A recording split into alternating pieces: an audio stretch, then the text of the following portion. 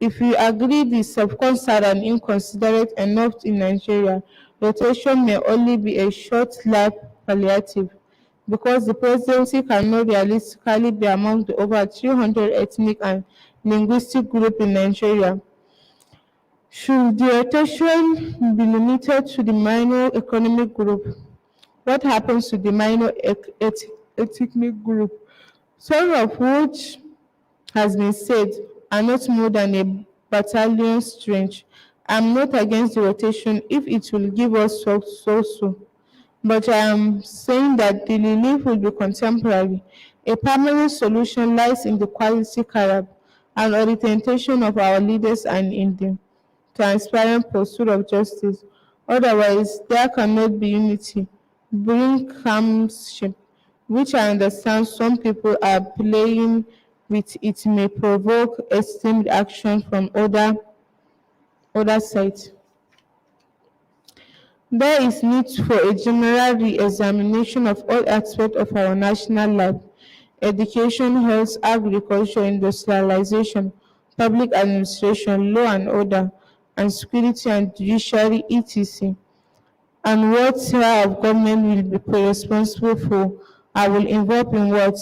If there is going to be a conference, it must be a conference to keep all the agitators quiet, no matter how much it dress up, cannot achieve the objective of a genuine national essential areas of our lives on which there are most of the consequences for effective government action.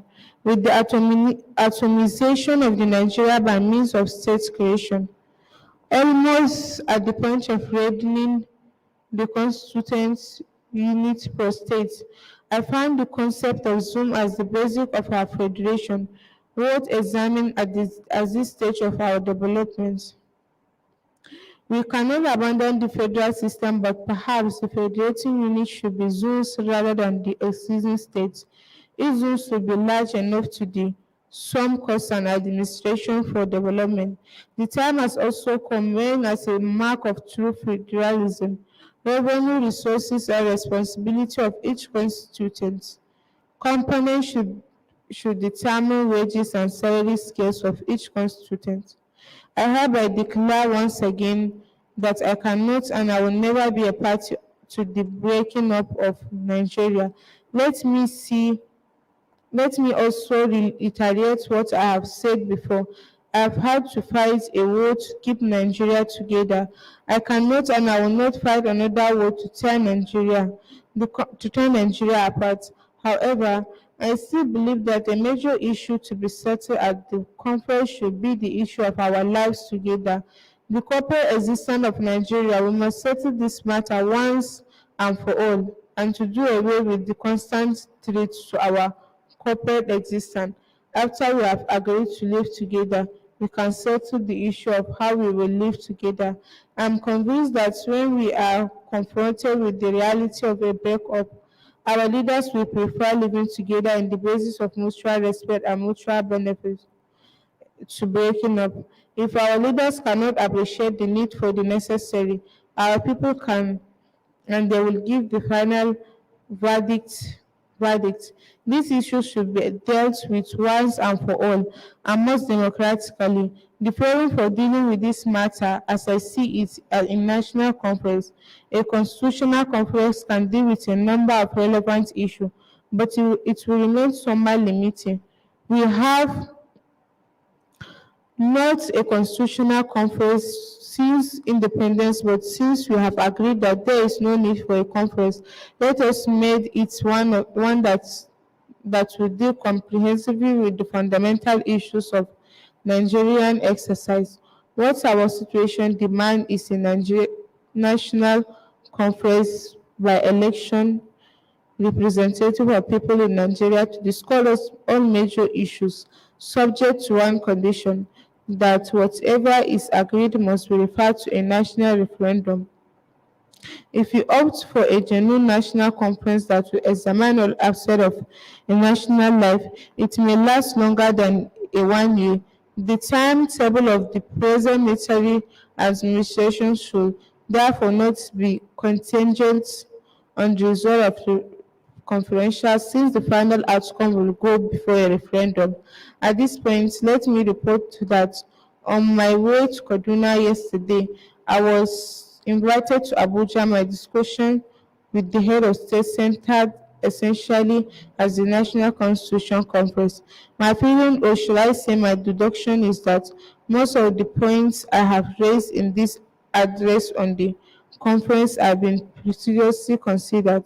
The economy required a big dose of discipline, reduction and correction from the highest to the lowest motivation, commitment rationalization, and reduction of waste. No plea to our creditors for compassion, concession, and relief will be heeded until some correctness is brought into our political and economic practice and management. We cannot maintain a high debt service ratio, declare management. We cannot maintain a high debt service in oil revenue,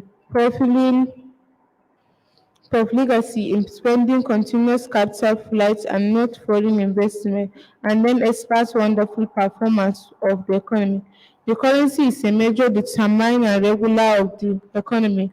Confidence in the currency is to a large extent confidence currency. The Naira complications are many and serious. For us, Naira remain weak and so long will confidence be sapped from the economy will not necessarily obey a military command.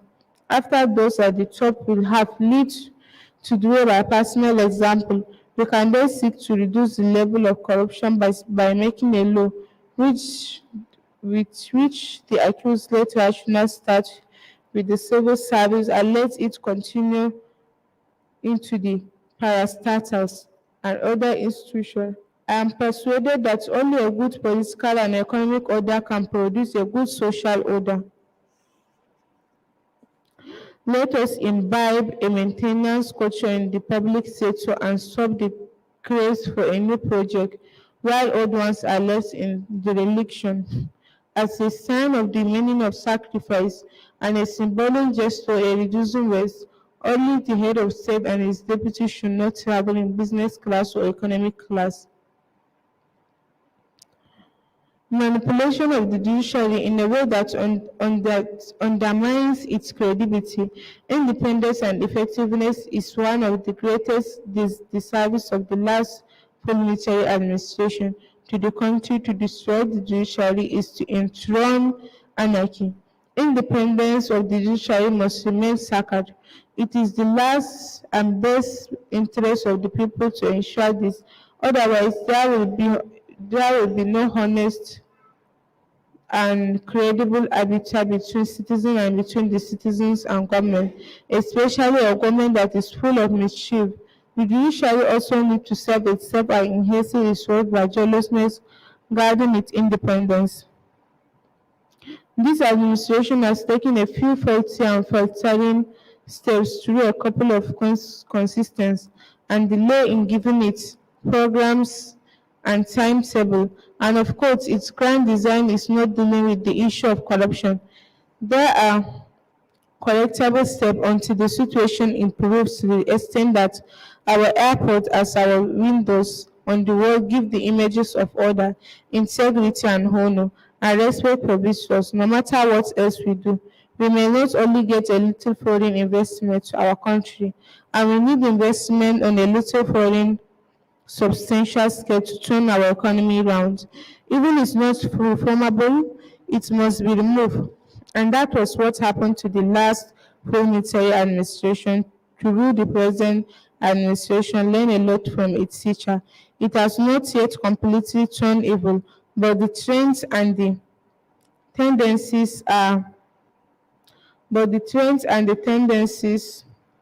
are strange. We cannot embark on the process of democracy today with the establishment of a non-military process of democracy today. Economic and social issues. We must never be tired of demanding that any government should chasten itself and give us the foundation and the example to propel us forward. We must not demand that any government should deal honestly with us and level up with us. We must have the program and the timetable of our government to be able to assess its performance. We must have accountability and transparency that we are not getting now. If only administration is transparency turning evil, we should spare no effort or no sacrifice to remove it.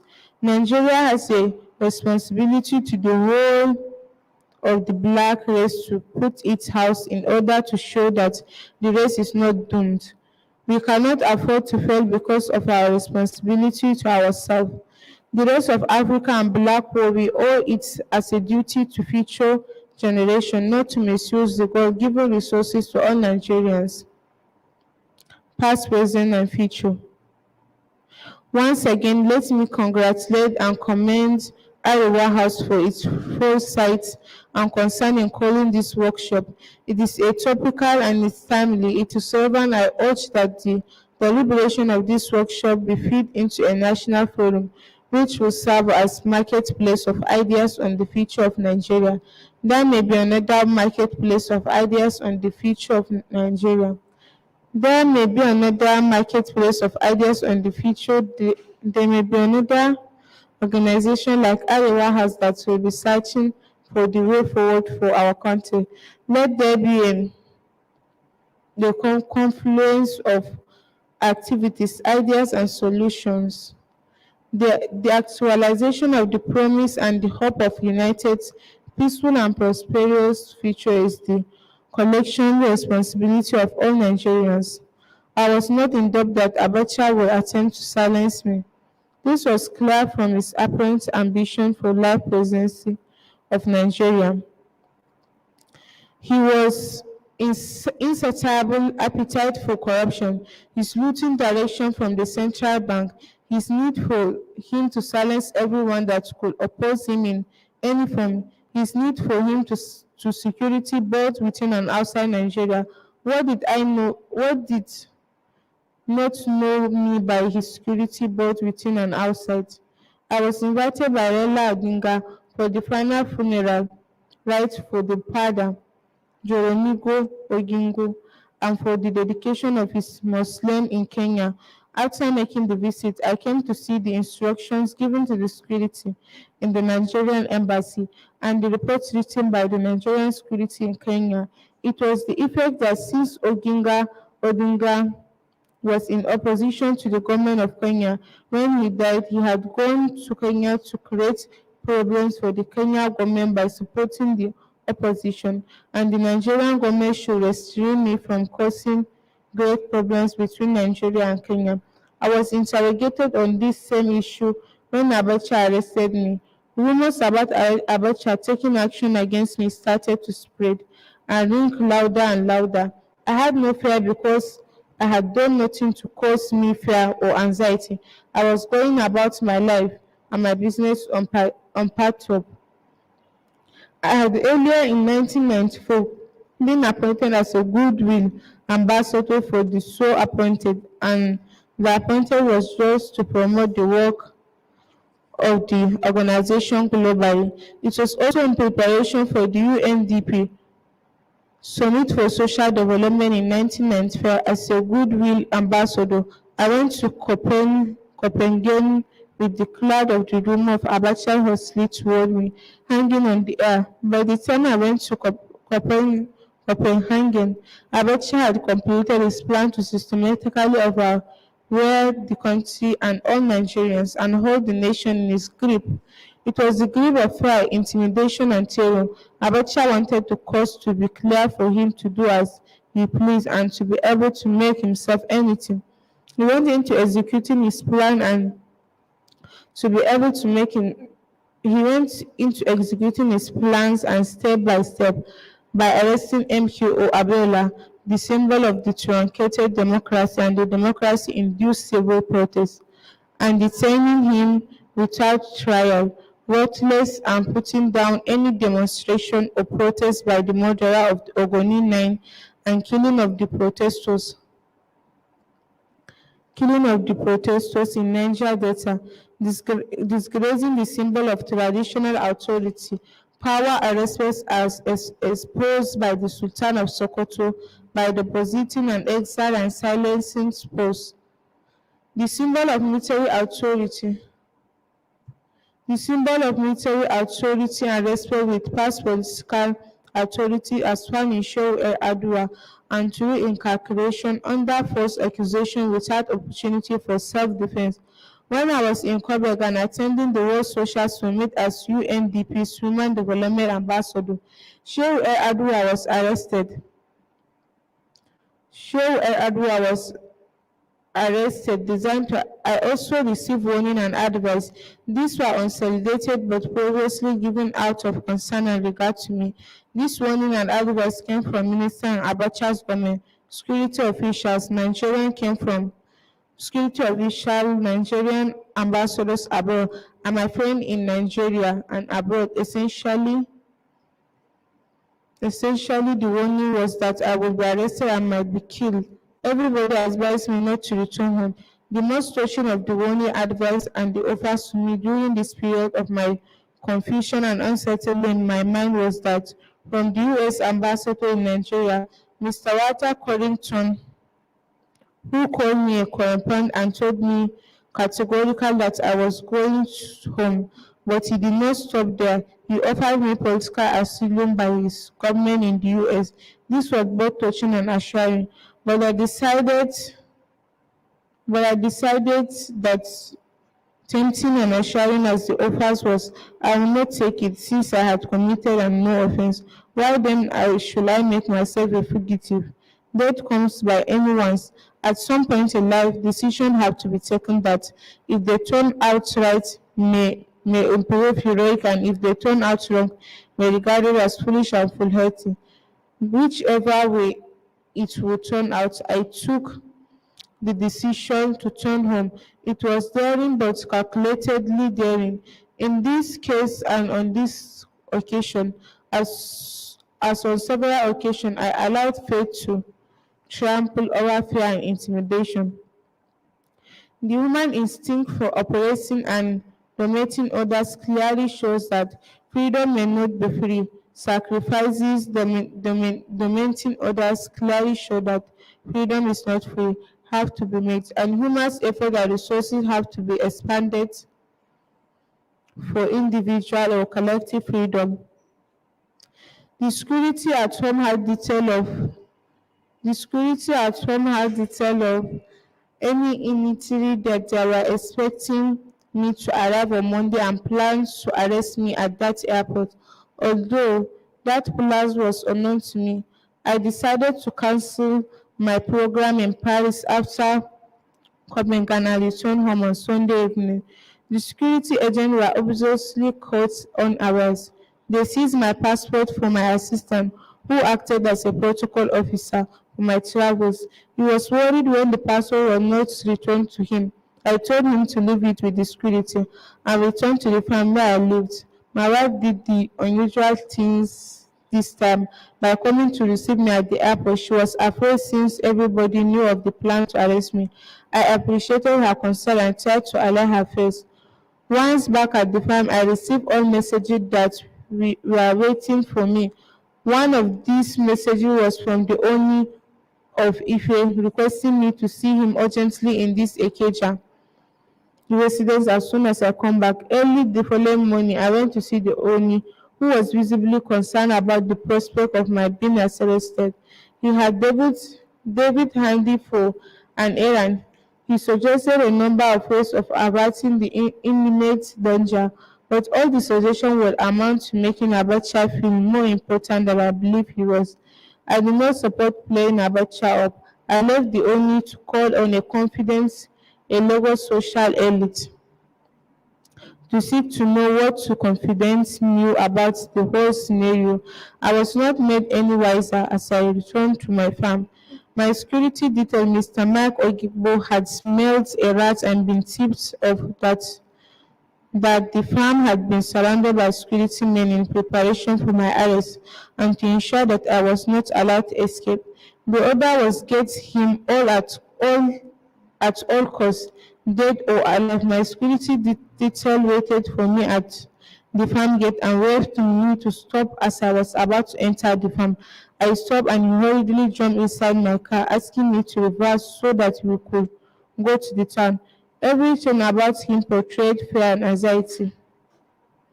I reversed and then asked him what is going on. He told me that the farm had been surrounded and if I went in, I would be arrested. I thanked him, turned my car around again, and went through the gate into the farmhouse. Meanwhile, Atiku Abubakar, who later became my vice president, was waiting to brief me on Shehu Adwa's arrest and what had transpired and what message Shehu had sent me. He also wanted to know what message I had for Shehu.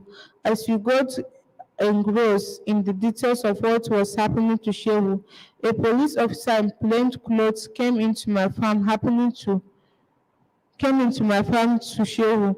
A police officer in plain clothes came into my father's house and requested to see me. While Atiku was still with me, I asked the police officer to come in. He came in, introduced himself, and told that I was being invited by the Assistant Inspector General AIG of Police as Onika. I asked the police what the AIG wanted from me. He replied that he wanted to seek my advice on some issues. I told him that if the AIG wanted advice from me, he will come to me rather than inviting me to his office. I then requested him to allow me to take my toilet bag along with me. He did not object. Then my wife insisted on going with me, which made the car brought by the police inadequate to take all of us. I offered that we should use my Nissan petrol jeep without hesitation. He agreed, and we all flew into the car and made our way to Onikan. Before we arrived at Onikan, arrangement for my formal arrest had been put into force. First, I was searched when the security officer decided to search me in a satisfactorily completed his assignment. He reported to the AIG, and the AIG invited me to his office. He told me that he had been ordered to arrest me, and he would therefore detain me immediately because I should consider myself as being under arrest. I thanked him and requested him to allow me to dismiss my wife and my driver who brought us to Onikan. With my wife and driver dismissed to go back to the farm, I was formally arrested and isolated. Up to this time, nobody told me why and what I have been arrested for. I was driving to Ikeja police officer's mess, where I was detained until I was taken to a house to sleep. It was hard to tell under the cover of darkness, but the house was obviously within the Ikeja area, judging my distance. The arrest having been made, what next? I knew I had not committed any offense, so could it be an issue of mistaken identity or could it be a conspiracy? Was this a frame-up? The guesswork was at times more painful than the strain of the arrest itself. Within 3 days after the police doctor had seen me on 2 occasions, he agreed that I was sent for my physician, Dr. Kukoyi, who came with my son Benga, who had just graduated as a medical doctor from the University of Ibadan. When my doctor came and checked my blood pressure, he was both surprised and somewhat agitated as he knew my medical history. He knew that my BP blood pressure had always been normal in all situations. This time around, it was too high. I told the doctor that I wondered why my BP should be high, since I had been taking everything with equanimity. The police doctor said that no matter what equanimity, I believed that I had my involuntary situation and might not be in my own house and a place for my stress was going to put me under a stress, which will show in my blood pressure. I will not know whether it was an account for my medical condition or to make a detention more secure than that. I was moved out of Ikeja within a week and taken to a bungalow in Ikoyi again and under the cover of darkness. We can taken to a bungalow in Ikoyi again. For almost a month, I was kept there in isolation, with either my doctor nor my member of my family knowing where I was. There was no means of communication with anybody. It was at the junction that the interventions of Nigerian and foreign friends and well-wishers paid off. I was released from solitary confinement to return to my file under house arrest. I came to know some of what transpired before my arrest later. After my release from prison, before my arrest, Abacha had created a phantom coup dictate in which I was purported drink leader. Some of my friends in the international community immediately appealed to Abacha not to do me any harm without due process of law. I was told the story of Hans the Old recalling and on some of my colleagues in the Interaction Council. Helmut Skates suggested that Jim Callaghan, as a former British Prime Minister, should talk directly to Abacha. As it turned out, Abacha picked up the telephone. He was strongly advised not to take any precipitate actions against me without due process of law. Abacha gave a commitment to Jim Callaghan. Hans went to Bob McNamara to put pressure on the U.S. government to boycott Nigerian oil so as to secure the release of all political prisoners in Nigeria, including me. The Americans were ready to use all instruments to put pressure on Abacha, but they were not ready to go to the extent of boycotting Nigerian oil, and they did not consider the situation weighty enough. The lesson is that America's support for any country, for any leader outside America, is conditional on American overriding interests. However, former President Jimmy Carter of the U.S. came personally to appeal Abacha to release us. The best that Abacha was ready to give to Carter was to convert my detention in isolation, out of reach of my doctor and family members, to a house arrest on my farm. I returned to the farm confined within the farmhouse. I was able to play a game of squash at any time of day or night with one of my tribal who became my captive partner, but the relative freedom did not last for too long. Actually, it lasted barely a month. At 3 a.m. once morning, while I was playing a game of squash squeeze, there was a heavy knock on my house farm door. We stopped the squeeze game and my squeeze partner went to open the door. There was an armored car and contingent of heavy armed men outside the officer leading them. Told us that I had to go with them. I obeyed, saying goodbye to my wife and the rest of my household in the farmland.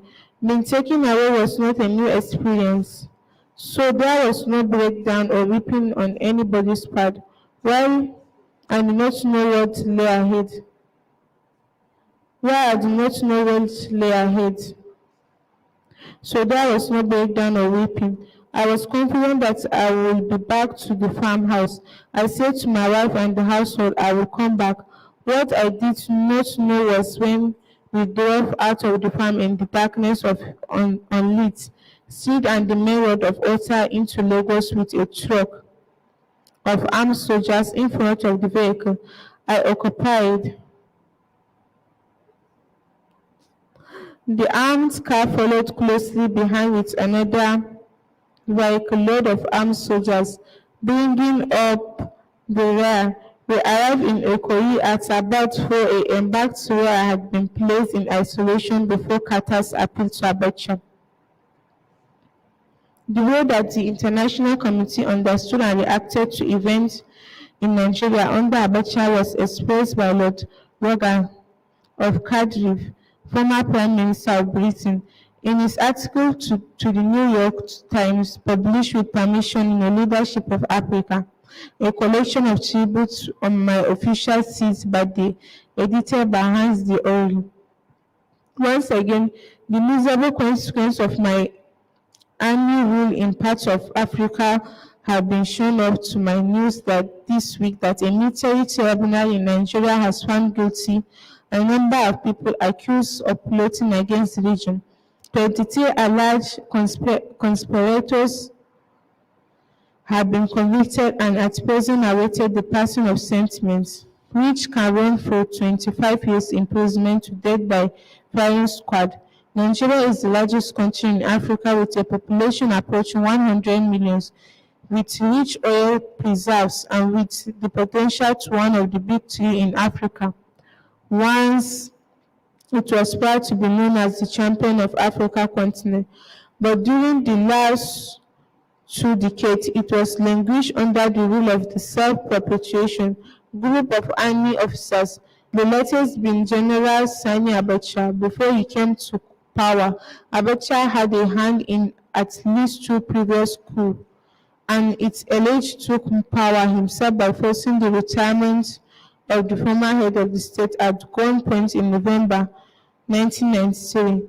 Earlier that year, the army had annulled the result of a national election to fill the office of president, despite the verdict of the international observers that the election had been the fairest and most free and peaceful in Nigeria's history.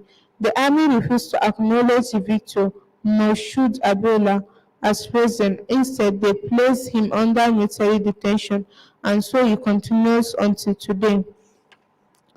Under my rule, under my military rule, the once robust economy of Nigeria has been wrecked by personal greed and by incompetence. Inflation is rampant.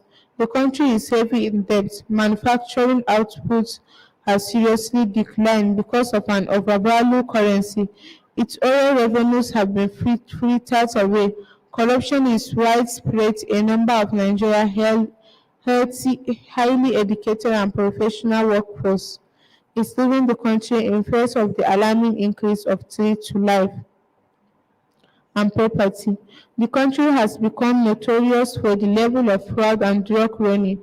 The present military trials, which have highlighted the country's plight and brought upon the regime to the condemnation of governments and leaders in many parts of the world, have taken a place following the supposed discovery by General Abacha of an allied plot against his regime by 40 or 50 civilians and soldiers, among them a former state governor, a former director of the Army Legal Service, the head of the Campaign for Democracy, a so-called unlawful society. The most prominent of those arrested and tried is former President Olusegun Obasanjo and a retired Major General Shehu Musa Adua.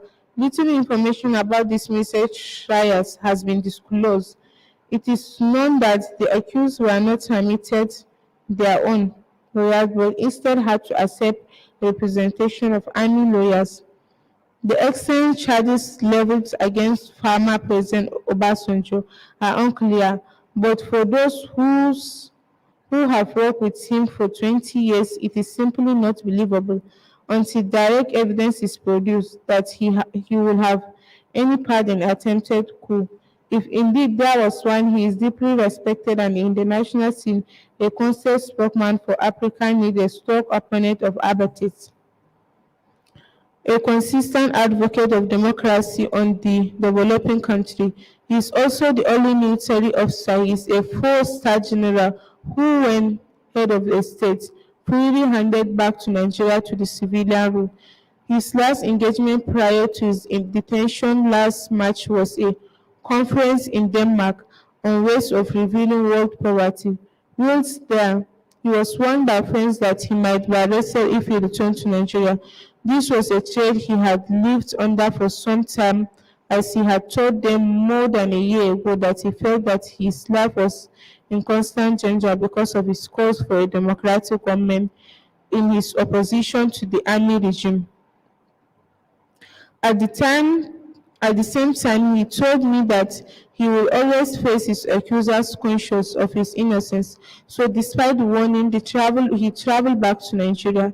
Since then, no one has heard anything directly from him, and all attempts at communication have been rebuffed by the authorities. Shortly after his arrest, I had a long telephone conversation with General Abacha, who undertook at that time to ensure Obasanjo's safety and said that he would hope to release him after he had been questioned.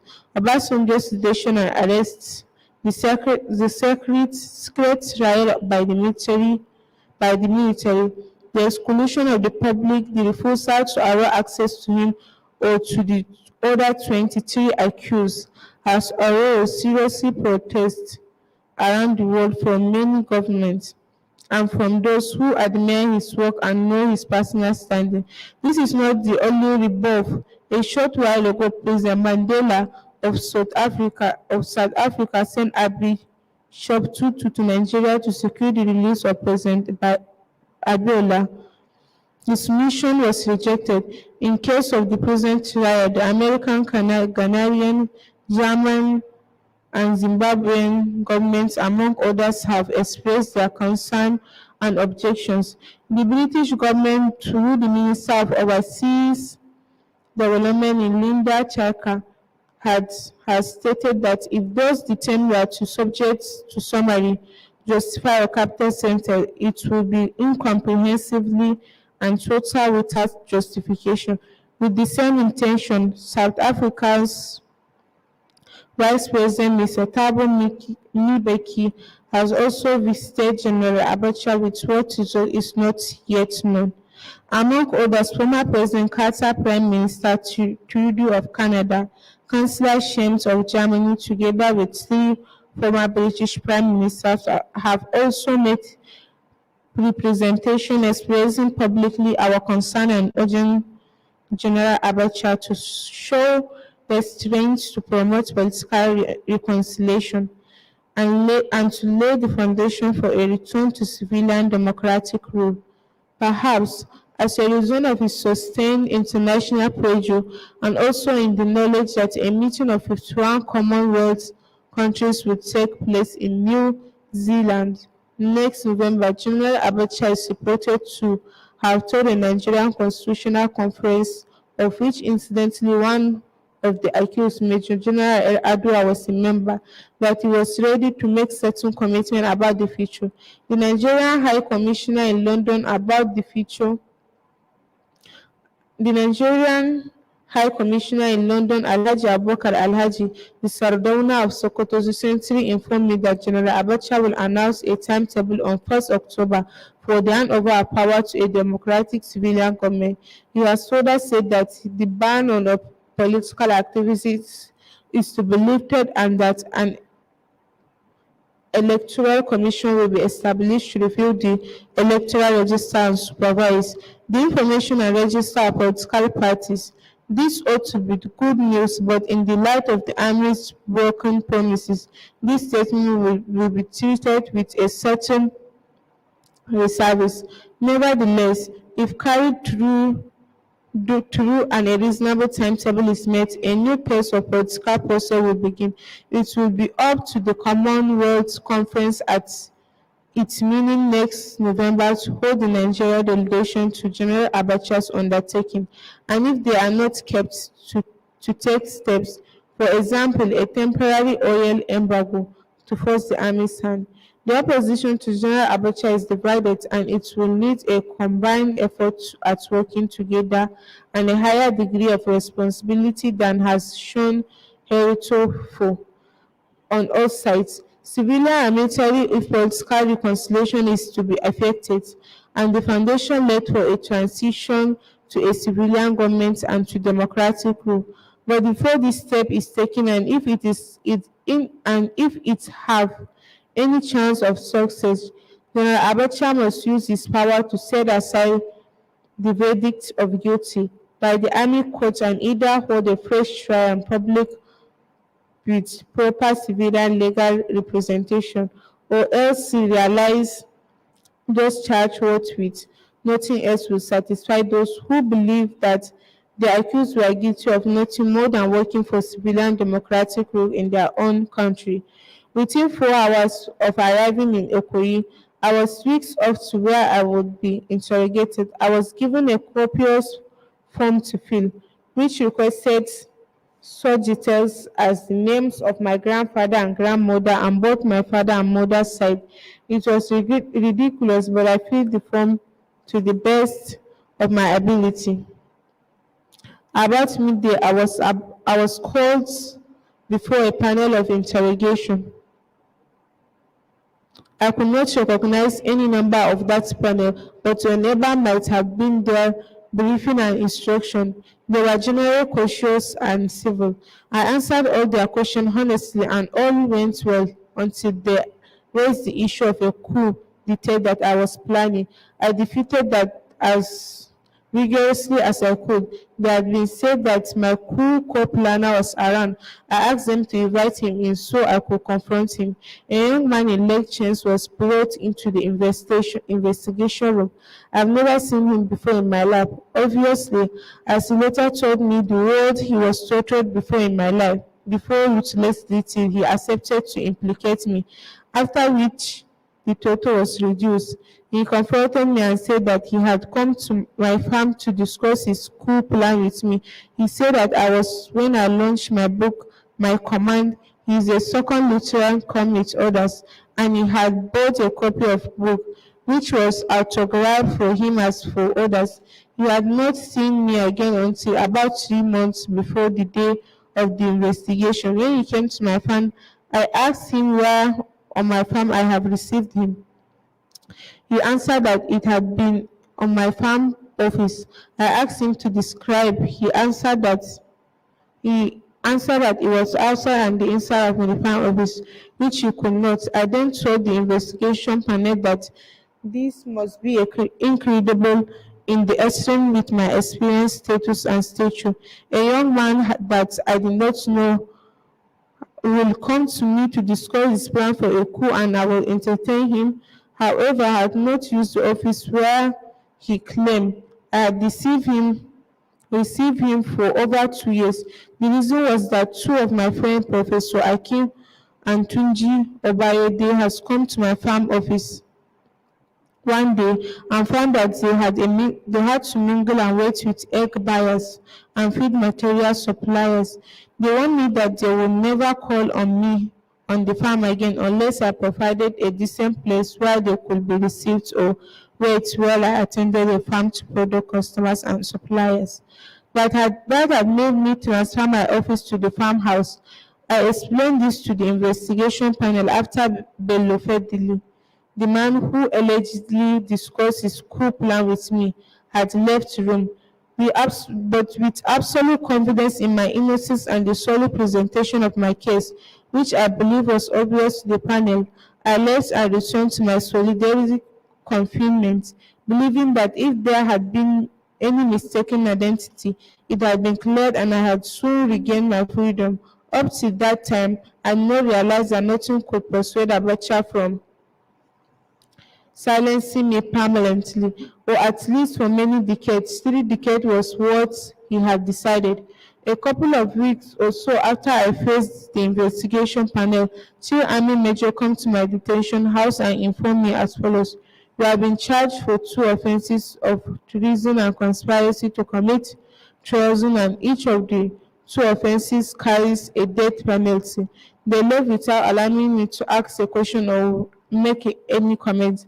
By then, with no contact with the outside world or with my friend or family member, I had become immune to isolation and accustomed to a routine of fasting, praying, and meditating, and was not unduly perturbed by that dismissal visitation, but continued my routine. My meditation from then on centered on the human ability to kill the body without killing the spirit. My spirit soared, mentally I remained strong and robust. I thought that I might be allowed to call a lawyer of my choice, but even that was not to be. About 10 days after the sad news was brought to me in my isolation by 3 majors, an Air Force squadron leader came to me to say that he had been detailed to be my legal officer. I really had no confidence in the whole arrangement, but since I had no choice in the matter, I had to go along. I must say that the squadron leader did his best to prepare my case before the court martial. It was Freddy's name against my name. What did I not realize at that point was that Freddy had been given a new instruction and tortured on my farmhouse.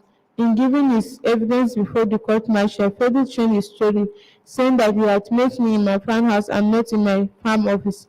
I was surprised when Freddy adopted this line, knowing that Freddy himself had never before visited my farm, let alone my farmhouse. I was at ease to cross-examine him. Had he signed the visitor's book? He said yes. He produced the visitor's books as evidence, and either his name, no signature was anywhere to be seen. He was asked to describe the outside and the color anywhere to be seen. of my farmhouse. He could not. My farmhouse was built red bricks where he had parked his car. He said that he had parked his car by the roadside. No visitor to my farmhouse could park his car on the roadside as there was a proper car park. Had he entered my farmhouse or had he met me outside the house? He had met me inside the farmhouse but could not remember what ma- what made any impression on him as he entered the house. I told the court that nobody could enter my farmhouse without being struck by the life-size photograph of me, which was the first thing that anybody entering my house would see. At this point, I thought it was clear to the court that Frederick had never come to me, let alone discuss any plan of his school with me.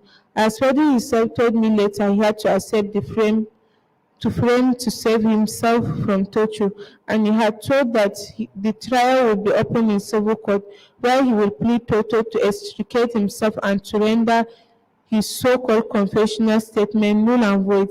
I was also told later that on the eve of the verdict's delivery, Abacha personally instructed the court martial what the verdict must be. The president of the court was handsomely rewarded. Another story I heard later at that some middle belt officers advocated advocated revenge against me for action taken against officers' implication in Murtala Muhammad assassination. On the day of the judgment, I sat serenely in front of the panel constituting the court, and its president Aziza was specially procured for the task of reading out the verdict. Listening to the reading, it sounded as if everything was moving towards quarter until it suddenly veered to a guilty and 30 years imprisonment. My face and my heart dropped as a first reaction.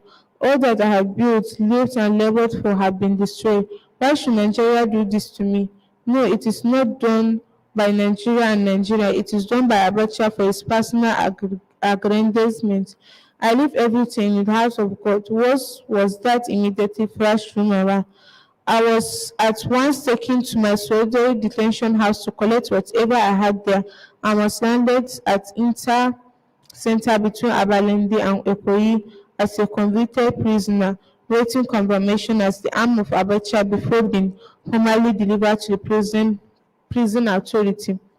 In a designated prison, I arrived at Intercenter with all seats closed and all inmates prevented from seeing me in. As a solitary intention place, Intercenter was for me a shade better than where I had come from. My cell had a small clear window that overlooked the wall of the center. For the period I was at Inter Center, I came to take detailed interest in the lizard family as a father, mother, and two young hazard children. When I was not sleeping or praying or reading a religious book, I was watching the lizard family and learning their characteristics and habits. It was a neat exposure and another learning process. They made their home in the center's perimeter security wall, which my cell windows directly overlooks. The lizard maintain a close family relationship, no matter how far they seem to wander away from home in search of food or freedom of movement. They had the uncanny ability to return home individually or collectively at the smell of danger. The mother and the children slept in cracks within the wall, which provided both comfort and security. They also tended to remove together like a family, with the male being extremely protective of the mother and the children, but to reinforce the security of the crack in the walls against a predator who might want to go in. The father stood guard all night, sleeping only very lightly. I came to become so friendly with the four lizards that I gave them Yoruba names. The father was Ajibede, the mother was Ejike, and the male child was Tewo. The female child was Kehinde. One attribute of lizard that I did not know before my insertion in intersense is the ability to change color almost entirely like the chameleon to match almost completely with their surroundings. The father had greater ability to change color than both the children and the mother. It was truly experience for me to become a lizard watcher. My attention to the lizard occupied some of my time and thought. They become my companion and friends. In all situations, there are always opportunities to learn lessons from nature itself and from all the events. Action and activities around the minds must always be open and inquisitive, enough to learn and observe new ideas, knowledge, and information. The captain in charge of the military guards at Inter Center used to manage to come respectively for conversation with me at my window. He also used to tell me some of his going on the world outside the detention. I learned from him that most military people did not believe the story of my being involved in a coup plan. In a way, it was heartening that what could be called my former constituency did not take in Abacha light. The captain occasionally took a verbal message out for me as he had no writing material in any form, and asking him to fetch me writing materials might expose him. During our conversation on one occasion, he had me if I had children, since he had never heard my story about any of my children getting into trouble or being notorious as he had heard about children of the other VIPs. By then, two of my children had obtained their PhD. He was pleasantly surprised and commended the children. My food was up to slipped in under the door, and the dirty plate slipped back by the same process. I had a can for urinating, but I had to call out by knocking her to draw attention of the supervisor or guard to let me out to go to gyms. My cell of intercenter had the name of Gani Fehimim each on the wall, which indicated to me that Gani had been an earlier tenant in that cell. It was my accommodation for the next 3 weeks or so, until Abacha confirmed our prison terms. Mine was reduced from 30 years to 15 years. I never knew those who were at the center with me at the time I was there, except Guadebe, who had been tortured almost the point of permanent disability. He was very lucky to have remained sane and not permanently disabled. After the confirmation of our terms, we were moved out to Kiriki on the way to where we will spend our prison terms. I saw Shehu Adwa for the first time since he was arrested. He was staying on the upper floor of the clinic at the Kiriki Maximum Security Prison. I was put in the same clinic with him for 4 nights while we waited to be dispatched to our different permanent location. Kirikiri was both an aggression and sorting center. We were brought together from Inter Center, which was under the State Security Service (SSS), to Apapa Military Detention Center, under the which was under the Army, and Ekuyi Prison, which was under the Prison Service. Some, like Shehu, were already in Kirikiri. The prisons superintendent at the Kirikiri at time was both civil and human. Apart from putting me and Shehu on the upper floor of the clinic, he allowed unrestricted movement and interaction among us, while Shehu and I did not leave our cell or the clinic to visit others. Some of our colleagues jailed on the basis of Trump charge of coup plotting visited us, and so did some of inmates sentenced for other crimes. It was at this point that Fedley remorsely handed me his letter absolving me and sought my forgiveness. I forwarded the letter to my wife to make it public while keeping the original safe and secure. The letter was complete and total vindication and is worth repeating here. Save Sel Okoye. A wise man would protect him. With due respect, I believe I owe you an explanation for my actions. 3 months after I was arrested with you and others on the beats of coup plot, framed up by my John Ahmed Abdullah and Colonel, I was put under unbearable threats to my life by torture and other dehumanizing treatment during the investigation. Noting that I have a first-degree heart blockage that has put me on daily medication for the past 10 years, and realizing that a heart attack could be induced under the situation, and of course I'm end to my life at that stage and truth about the coup plot. Those as human beings, I had no option than to succumb to the whims of interrogators and made the statement they wanted about you and Jen Shehu Adwa. I had hoped for a fair trial under the law which will have cleared all of us arrested all of us arrested, as I was not planning on coup d'etat. The rest of the stories you know, and it is better left for posterity. Therefore, sir, it is my wish and personal desire to borrow your words spoken some 20 years ago when I was a 2LT, that you accept the current situation as your further sacrifice to put democracy on a strong footing in the country where our children can live in peace and freedom without fear. As my fellow CNC accepts me like the biblical prodigal son, may God bless our collective effort to make Nigeria great and democratic. Please note my further plan to write a book, The Man Lives. I shall need some comment from you at the appropriate stage. Finally, sir, my God blessing be with you always wherever you find yourself. Yours in the land. Babatunde Bello Fedele. After receiving the letter, I made it clear to Fedele that human forgiveness is nothing and that he should take it to that I have forgiven him, but he should frequently seek God's forgiveness. My coming together will show afforded us the opportunity to rub mine on accuses and discuss the water that had passed under the bridge during the Abacha civil administration and the areas that Nigeria had been taken to. That was personal strategies to talk about, but we were concerned at the monetary disaster that Abacha had been for Nigeria. We always console ourselves in the knowledge that God loves Nigeria and will not forsake Nigeria. On the personal side with Shehu, what alarmed me was in his information to me that his shares and those of Atiku in a company called Intel had been appreciated by Abacha. I said to Shehu, a company, if he has done that, he is not expecting you to come out of prison alive. Shehu said, if I came out alive, I will get my shares back. Sadly, Shehu did not come out alive, but I did, and I made sure that Shehu's estate got his shares back. This was done before I took over the reins of government.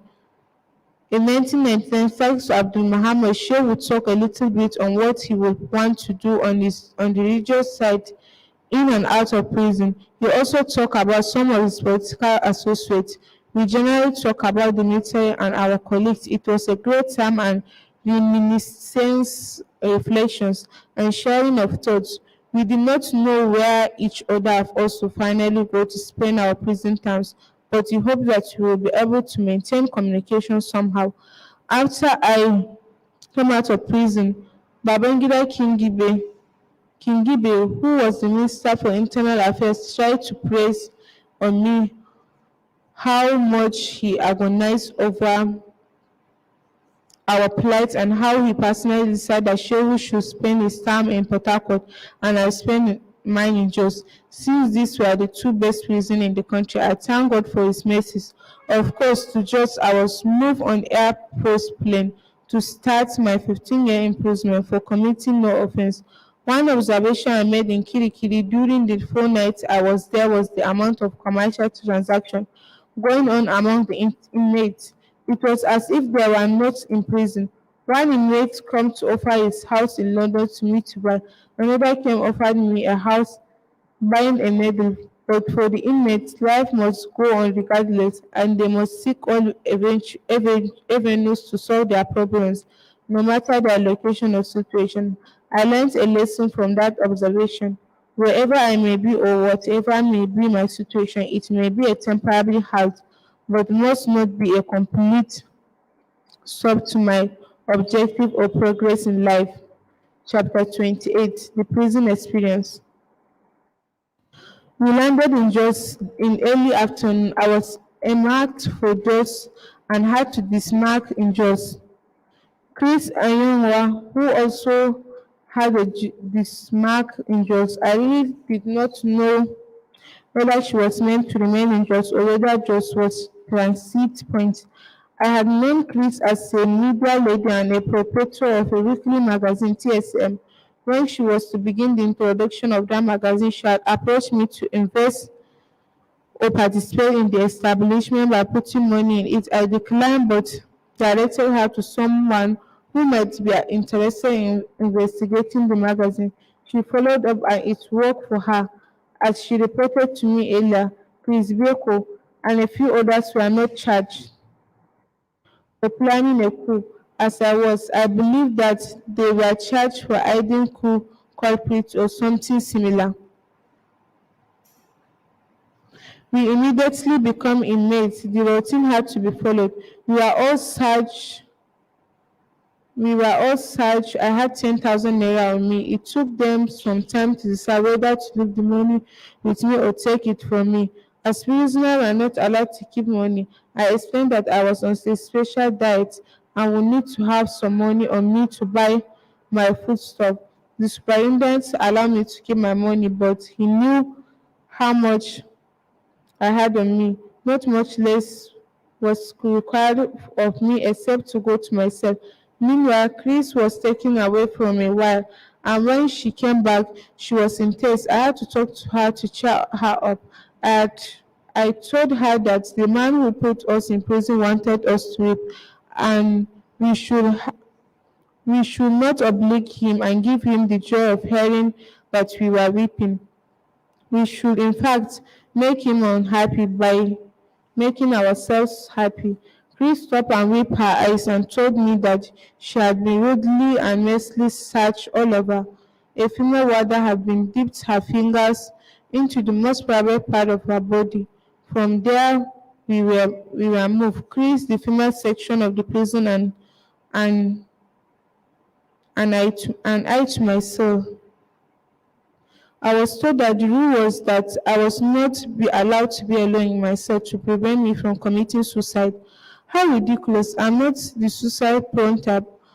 Only once I had ever even thought to what to prevent being captured alive. When the Biafran soldiers reached Ero in the west and strong rumors had it that some of the idiots who traditionally were members of the political party NCNC tended to see the war as political, thinking that other parties were fighting against the NCNC. Those the main base on the east. Upon learning that, I quickly contemplated and embarked on a number of possible measures to reverse and tail of events, and felt that if all reversal measures failed, then I had to be a man rather than be a prisoner to be paraded by Biafrans. That is more dignifying than the utter shame and disgrace that will eventually culminate to death. As it happened, the universal measures, which included political actions to raise awareness of this issue, evolved among the people of the West along the border with the Midwest, as well as military action worked. I had to bring my infantry training and experience and my army engineer training of preparing demolitions and obstacles into play. We used to staff and engineers We used the staff and engineer originating from western states. We proved to be great assets in beating off the Biafrans at all. Having digressed a little bit, let me say that before the oil bottle and after, no thought of running away or committing suicide to avoid the rigors of an adverse situation ever crossed my mind. I came from the O's who are noted for gallantry and for avoiding actions or character, trait that will stigmatize the fame or disgrace the family or the clan. Their courage to stand firm for their convictions, no matter what others do, is often legendary. Those are regarded as stubborn, but stubborn in pursuit of what they perceive to be right, noble, and dignifying. Later, Chris Ayu was dispatched to Gombe, which was to be her prison, but she was apprehensive as she did not know what lay ahead of her. We all shared her apprehension, but within weeks of Chris leaving just for Gombe, one of the senior prison officials in Jos was transferred to Gombe to take over. He had known Chris in Jos and we urged him to give her special care. I learned he did just that. A man nurse who had committed manslaughter by error in her professional work and who had been sentenced to 15 years imprisonment became my cellmate. companion, and colleague, as I had to be on special diet because of my milk diabetic condition. My cellmates and I had to eat together. In a way, he was spared prison food. A fiery senior female warder was detailed to purchase our foodstuff for us. Quickly, I settled into life in the jail prison. As I mentioned earlier, Baba Kingibe decided to give Shehu Adwa and me special concessions by making sure that we both were sent to prison that would accommodate European prisoners in the colonial days. I requested to be taken around the Jos prison so as to understand its topography. The prison superintendent agreed. The first part of my call was the reception where all prisoners were supposed to be received, documented, segregated, and classified on arrival at the prison. The idea was to have a detailed record of the background of life and the prisoner so was to have detailed record of property categorized in within the prison environment. For instance, if he was a first offender, he will not be lumped with hardened criminals so as not to get out worse than the coming. He will also give detail of the trade or profession he had learned so that he could put the useful work in the prison as part of rehabilitation, effort and preparation for equipped for more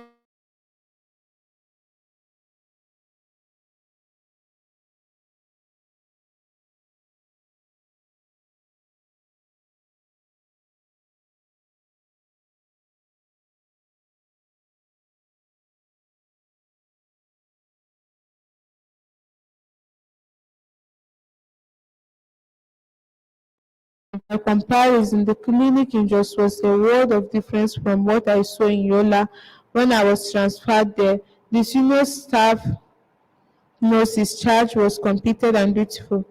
Next, I was invited to the special cell where armed robbers waiting trial were kept. They were held by chains to an iron block frame cemented to the floor. When they saw me, they were all jubilant. I guess that their hope must have been raised that if Obasanjo could also be here, then they could be consoled. Their condition was really pathetic. They were just dumped there. Some for months and others for years awaiting trials. To that must be added to the special police brutality of framing anybody for whatsoever reason they might have for armed robbery, since the law allows no bail for armed robber. Naturally, I could not visit the female section, but it was pointed out to me from a distance. I went to the workshop. It was a very good building with different sections for carpentry, welding, blacksmithing, vehicle repairs, electrical installation, sheet metal work, bricklaying, tailoring, and painting. The idea was that anybody who spent 6 months or more in the just prison should come out a changed person through religious instruction, skill acquisition, and preparation for reintegration in a small life outside the prison walls, but lamentably, there were no machines no or equipment functioning in the entire workshop except for the sewing machines. Yet, prisoners were sent to the workshop to do nothing except to have an opportunity to get out of their cells, to interact, and occasionally plan mischief. I was so concerned that as soon as I finished going round, I requested permission to see the superintendent, who closely said, "If there is no money, what can I do? Even my official car, I have no money to repair it. I want to come to you to help me repair it." I did answer his request at a cost to me of about 7,000 naira when he explained that in case of his emergency, particularly at night, he was powerless to do anything. The sorest sight on the visit was the condemned prisoner cell. The Jos prison was one of the few prisons in Nigeria that had gallows. When a prisoner was condemned to death, he would be taken to Jos from all the surrounding areas. Kaduna was probably another prison in the vicinity with gallows. The prisoner remained in the condemned prisoner's cells with leg chains until his appeal was finally dealt with all his death warrants signed. Some were literally forgotten here. These condemned prisoners died many times before they were finally executed. Let me illustrate. Once a person became a condemned prisoner, he was given an extra rations. He was literally being fed for the slaughter. The executioner usually came by at about 2 in the morning through a special entrance, and condemned prisoners live every night as if it was their last. When they heard the sound of any vehicle passing at about the usual time of the executor's coming, everybody felt it was his turn. The executioner used to come from Kaduna, hooded and unorganized. Whenever he came, the prisoner whose turn it will be called out, prepared for the gallows, lead in for prayers, and then the executioner will perform and leave. I was touched by the sight of the condemned prisoners that I saw, about a dozen of them. I took time to ask them for their cases. The one I found most undeserving was that of Baba Fulani, who came from a village near Yola. Baba Fulani's case was that of the burning jealousy of his young wife, becoming consuming and turning sour. The young wife assaulted Baba Fulani by biting him for sleeping with the senior wife when she expected Baba Fulani to grant her what should have been her turn. Baba Fulani pushed her off and she landed on her head and died. He was charged for murder and condemned up to date. When I asked Baba Fulani how long he had been a condemned prisoner, he answered, the day Obasanjo left government, he did not realize that I was the one talking to him. My answer was, Baba, now that Obasanjo has joined you in prison, you will inshallah secure your reprieve. After the visit, which took the whole morning, I returned to my cell a little exhausted, but resolved to take action on the issues that I considered deserving of action. As I pointed out earlier, I made money available for the repair of the official car in the prison. I also made money available for printing the forms for admitting prisoners and categorizing them as they came into the prison. The most challenging issue was that of Baba Fulani, and I needed to know how to go about it. I had 3 people whom I was meeting for the first time and who were regular visitors to the prison. They visited me regularly. They were Stephen Ibn Akiga, who was a retired prison officer resident in Jos, Ibrahim Hassan, who was a fuel firewood contractor to the Jos prison, and Mainama, a young Fulani man, who was a contractor for supplying meat to the prison. He took up the job given to his father, who died, and he was performing well. Akiga was the best man to enlighten me on how to go about the issue of Baba Fulani. He advised me on how the letter should be written to the government through the prison superintendent in Jos. Akiga promised to follow up, and he did. Within a month, Baba Fulani had secured a reprieve, with his death sentence commuted to life imprisonment, and has transferred to Yola near his home for his people to easily visit him. I later met him in Yola when I also was transferred there. I felt reasonably satisfied that the issue that I considered deserving of urgent attention were disposed of credibility. The prison experience is normally overpowering. It was for me so boring, sedating, reflective, meditative, challenging, and spiritually uplifting. The impulsiveness, hustle and bustle, hurrying, and gargara of life was quietly moderated, and suddenly I was slowed down. It gave me a realization that, with or without me, things will go on, and nobody should ascribe indispensability to himself or herself. It also highlighted my belief and desire that while I am still breathing the free air of God, and I remain healthy, I must not leave undone what needs to be done for the good of humankind and in the service of God. Even in prison, I attended to family issues, particularly matters concerning my children, and I showed concern for Nigeria. My sense of honor did not desert me, as can be seen from one example of my letters from prison, written to Dr. Ona Solei. Dear one, Dr. Ona Solei, dear Baba Ola, I thank you for your win and thoughtful run.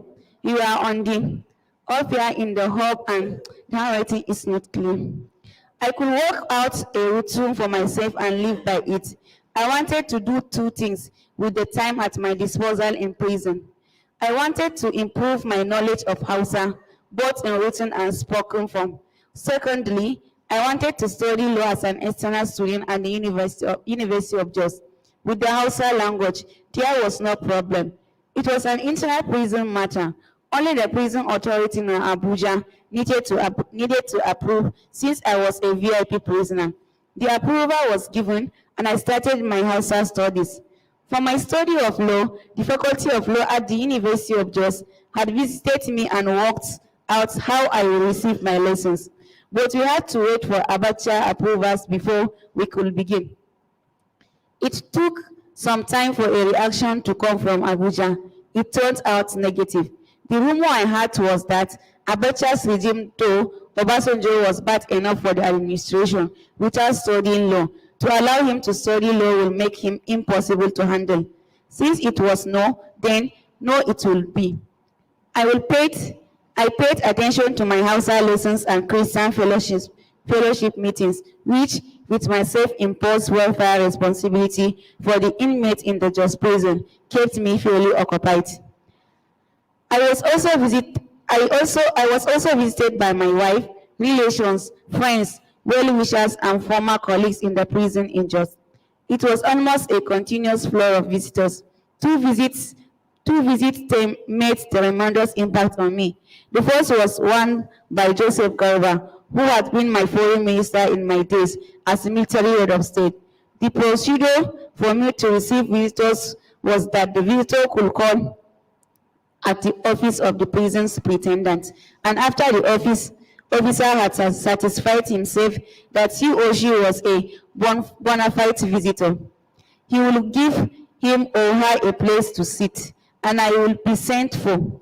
Any discussion between me and the visitor will be in the presence of the prison officer.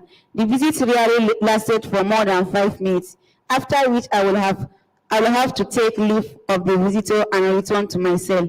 Joe came and saw me, hale and hearty, but was still dumbfounded. He shook his head, not knowing what to say, and tears started flowing from his eyes. I became the one consoling him and asking him to brace himself up. He was normally a strong and tall person, and for him to break down in tears, the situation must have been too much for him to bear. The second visitor who broke down in tears was Yakubu Danjuma. He came to visit me in the same manner that Joy did. Initially, Yakubu was very stern. He looked at me and said, "You should not be here," but he could not hold himself together any longer after that statement. Yakubu, normally known for his usual stern nature, broke down in tears. At this point, I could not restrain myself. I had to take leave to Yakubu after thanking him because I was myself at the point of breaking into tears. General Domkat Dali also visited me at the Jos prison. The Catholic and Anglican bishops and church leaders from the Christian denominations also visited me at the prison. Some more than one, some Muslim leaders and some community leaders within Jos and its environs also came. I was made to understand that Sheikh Wiradua was also constantly receiving visitors in Port Harcourt. Of course, reports of these flows of visitors are getting to Abacha, who became very uneasy and devised plans to physically eliminate both of us, but in the process dispatched us to more remote areas where the flow of visitors will be checked and we will be more isolated. All the time I was in Jos, I ate with my cellmate. With my diet and exercise, I had come to manage my diabetes very well. Regularly, I check my blood sugar with a glucometer, and the result always gladdened my heart. On one occasion, the prison superintendent thought that I would be worried about wearing a prison uniform. I would not know his real purpose, but he came to me to say that he had been instructed to issue a prison uniform to me. He wanted to see my reaction, but in addition, he put in such a way to suggest that it could be waived if I played ball. I enthusiastically requested the uniform. I got the two type, red and blue streets. The red was meant for condemned prisoners, and the blue was for others. I came to realize later that nobody asked him to issue me a prison uniform. It was this way of trying to escort some money from me for his drinking habit. I did not oblige him anyway. Within a short time, I had become a reference point for almost all inmates. I served as an advisor, a refuge to seek succor, and a place to lay complaints that they could not bottle up. We had a set of prisoners who came from Lagos. They were very ingenious in making music with anything available within the prison. Regularly, at the weekends, they made music to the delight of all inmates, and for some to dance. This way, they occasionally brightened up what should have been dull and dreary. One of the members of the Christian Prison Fellowship, who used to visit us and shared with us lessons from the Bible, was fundamentalist Christian. He will quote the passage from the Bible where it states, "Do not be yoked with," for him, the them are Muslims. The fact that there were no Muslims in the days of Christ did not impress him. Neither was the explanation that the passage was referring to sinners. No Christian, according to him, should have anything to do with a Muslim politically, socially, or economically. My position, which I explained to him that my only sister is a Muslim because she was married to a Muslim, did not seem so soften his fundamentalist posture. He advised me not to have anything to do with my sister for as long as she was a Muslim. The alternative was for my sister to divorce her husband and cease to be a Muslim. We only agreed to disagree. I have come to realize that there are fundamentalists in every religion, and in fact, there are fundamentalist nationalists. While still in the Jos prison, we received the news that Abacha's son had died in an aircraft accident. By this time, my prayer points had metamorphosed from fire and brimstone on my adversaries and tormentors. I leave them in your hand, O God. To do so, you will, since I cannot avenge, but you, God of vengeance, can avenge or dispense mercy and justice as you please. It was in that mode of my spirit and prayers that chose to write a letter of condolence to Abacha. I requested the welfare officers for writing materials, and they obliged me. I wrote a touching letter of condolence and delivered it to the prison superintendent, who was stunned and could not believe that I could take such a magnanimous and forgiving action. He was so touched that he promised to take the letter personally to the prison headquarters in Abuja for onwards transmission to its final destination. My act of forgiveness for grave disloyalty and unreliability by a friend and loved one just before my arrest by Abacha also helped to prepare me for what I encountered with Abacha and his antics. The most interesting character I met in the Jos prison was a young man called Sani Panu. He was a specialist in car stealing. According to him, no matter what devices for immobilization you installed in a car, he could deactivate it and steal the car. I never knew what tribe or linguistic group Sani belongs to. He spoke Yoruba, Igbo, and Hausa fluently. He could speak Yoruba in an unblemished Ijebu dialect.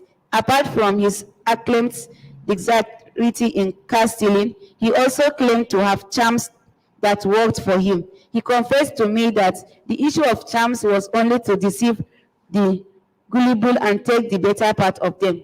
He described to me how he used his tricks to maximize female female prison officers and the greedy young prison officers. In the course of my talking to him in the prison, it turned out that Sani had stolen 2 cars of mine in and around Lagos. He stole a Peugeot car of mine from my Ota farm and one belonging to my wife at the Federal Secretariat in Lagos. He told me that the easiest car to steal, immobilization or not, is the Peugeot. He started his nefarious business of car stealing with Peugeot cars. According to him, Mercedes-Benz is next easiest, and the Volkswagen is one of the most difficult. How he went into car stealing was revealing. Sani was a driver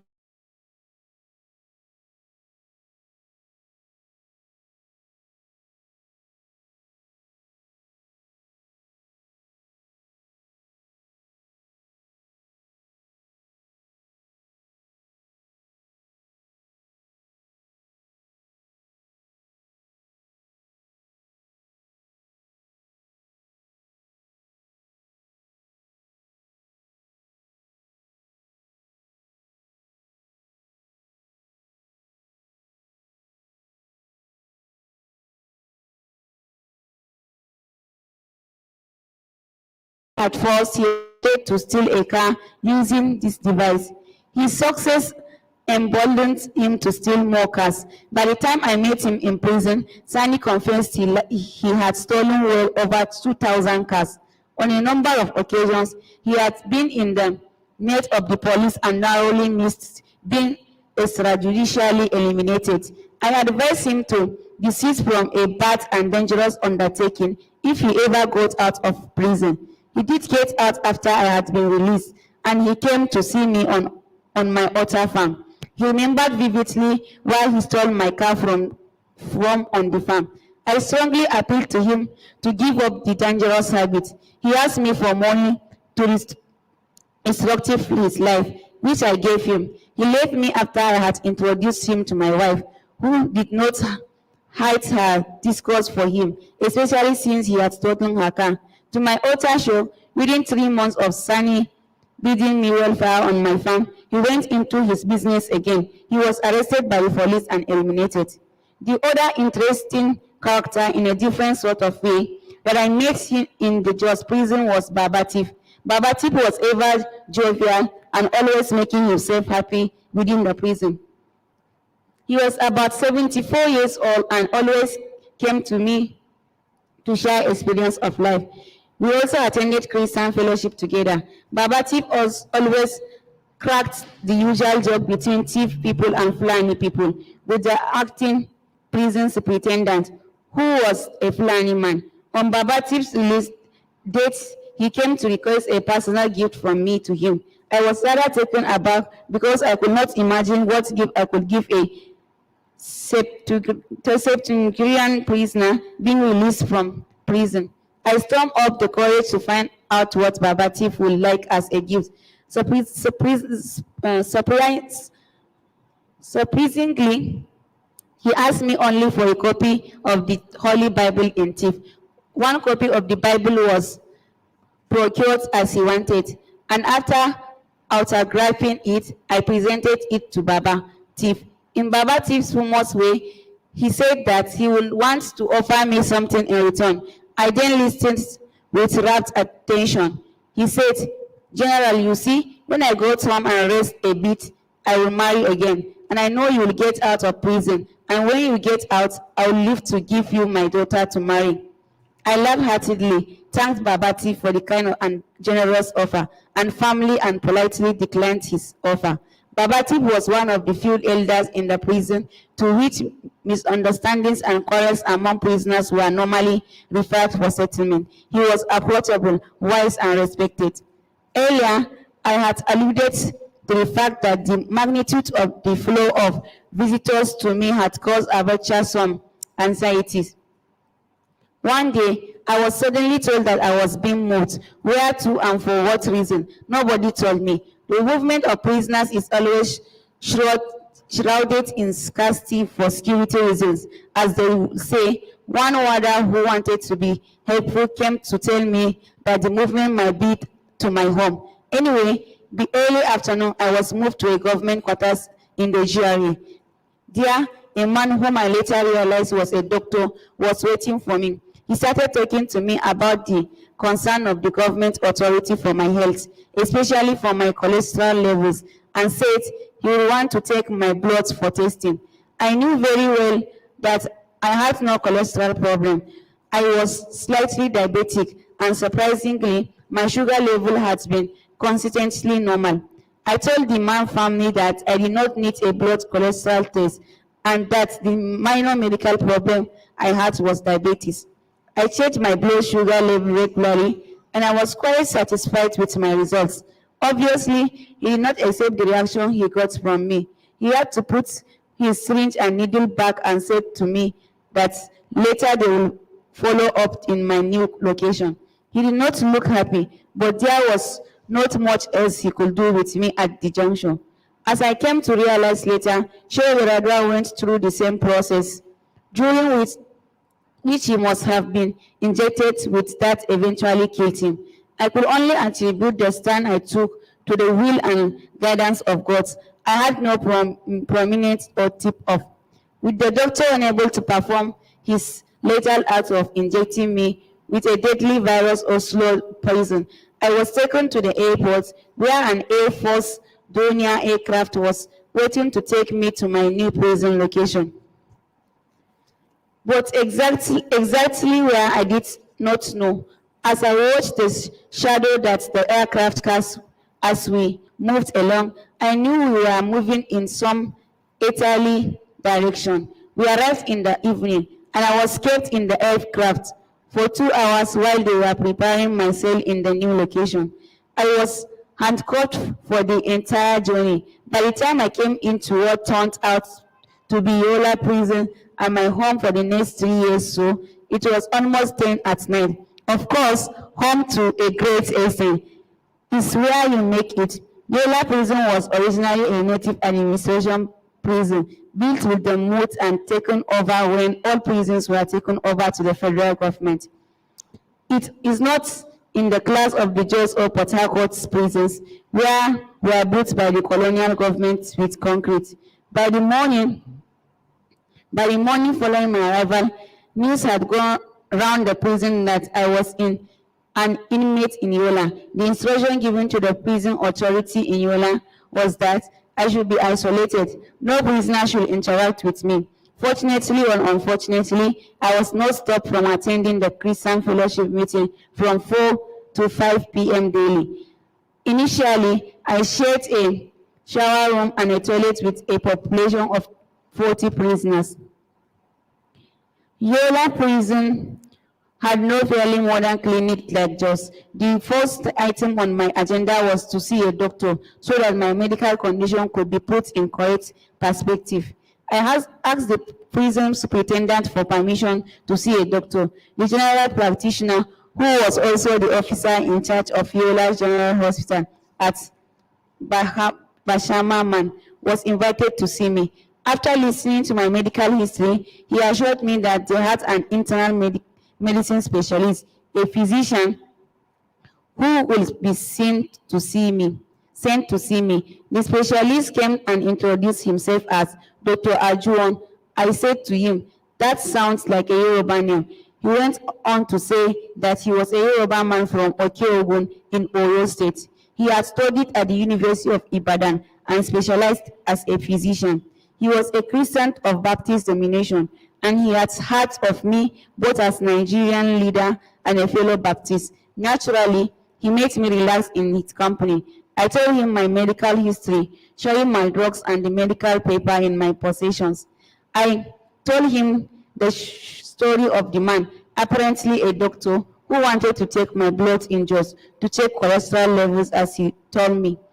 Dr. Ajuan listened patiently and examined me as a doctor normally does for temperature and pressure. He confirmed the continuation of my drugs, exercise, and diet. We agreed that I should immediately send him if any doctor, medical personnel, or group from Abuja or anywhere else wanted to see me or examine me.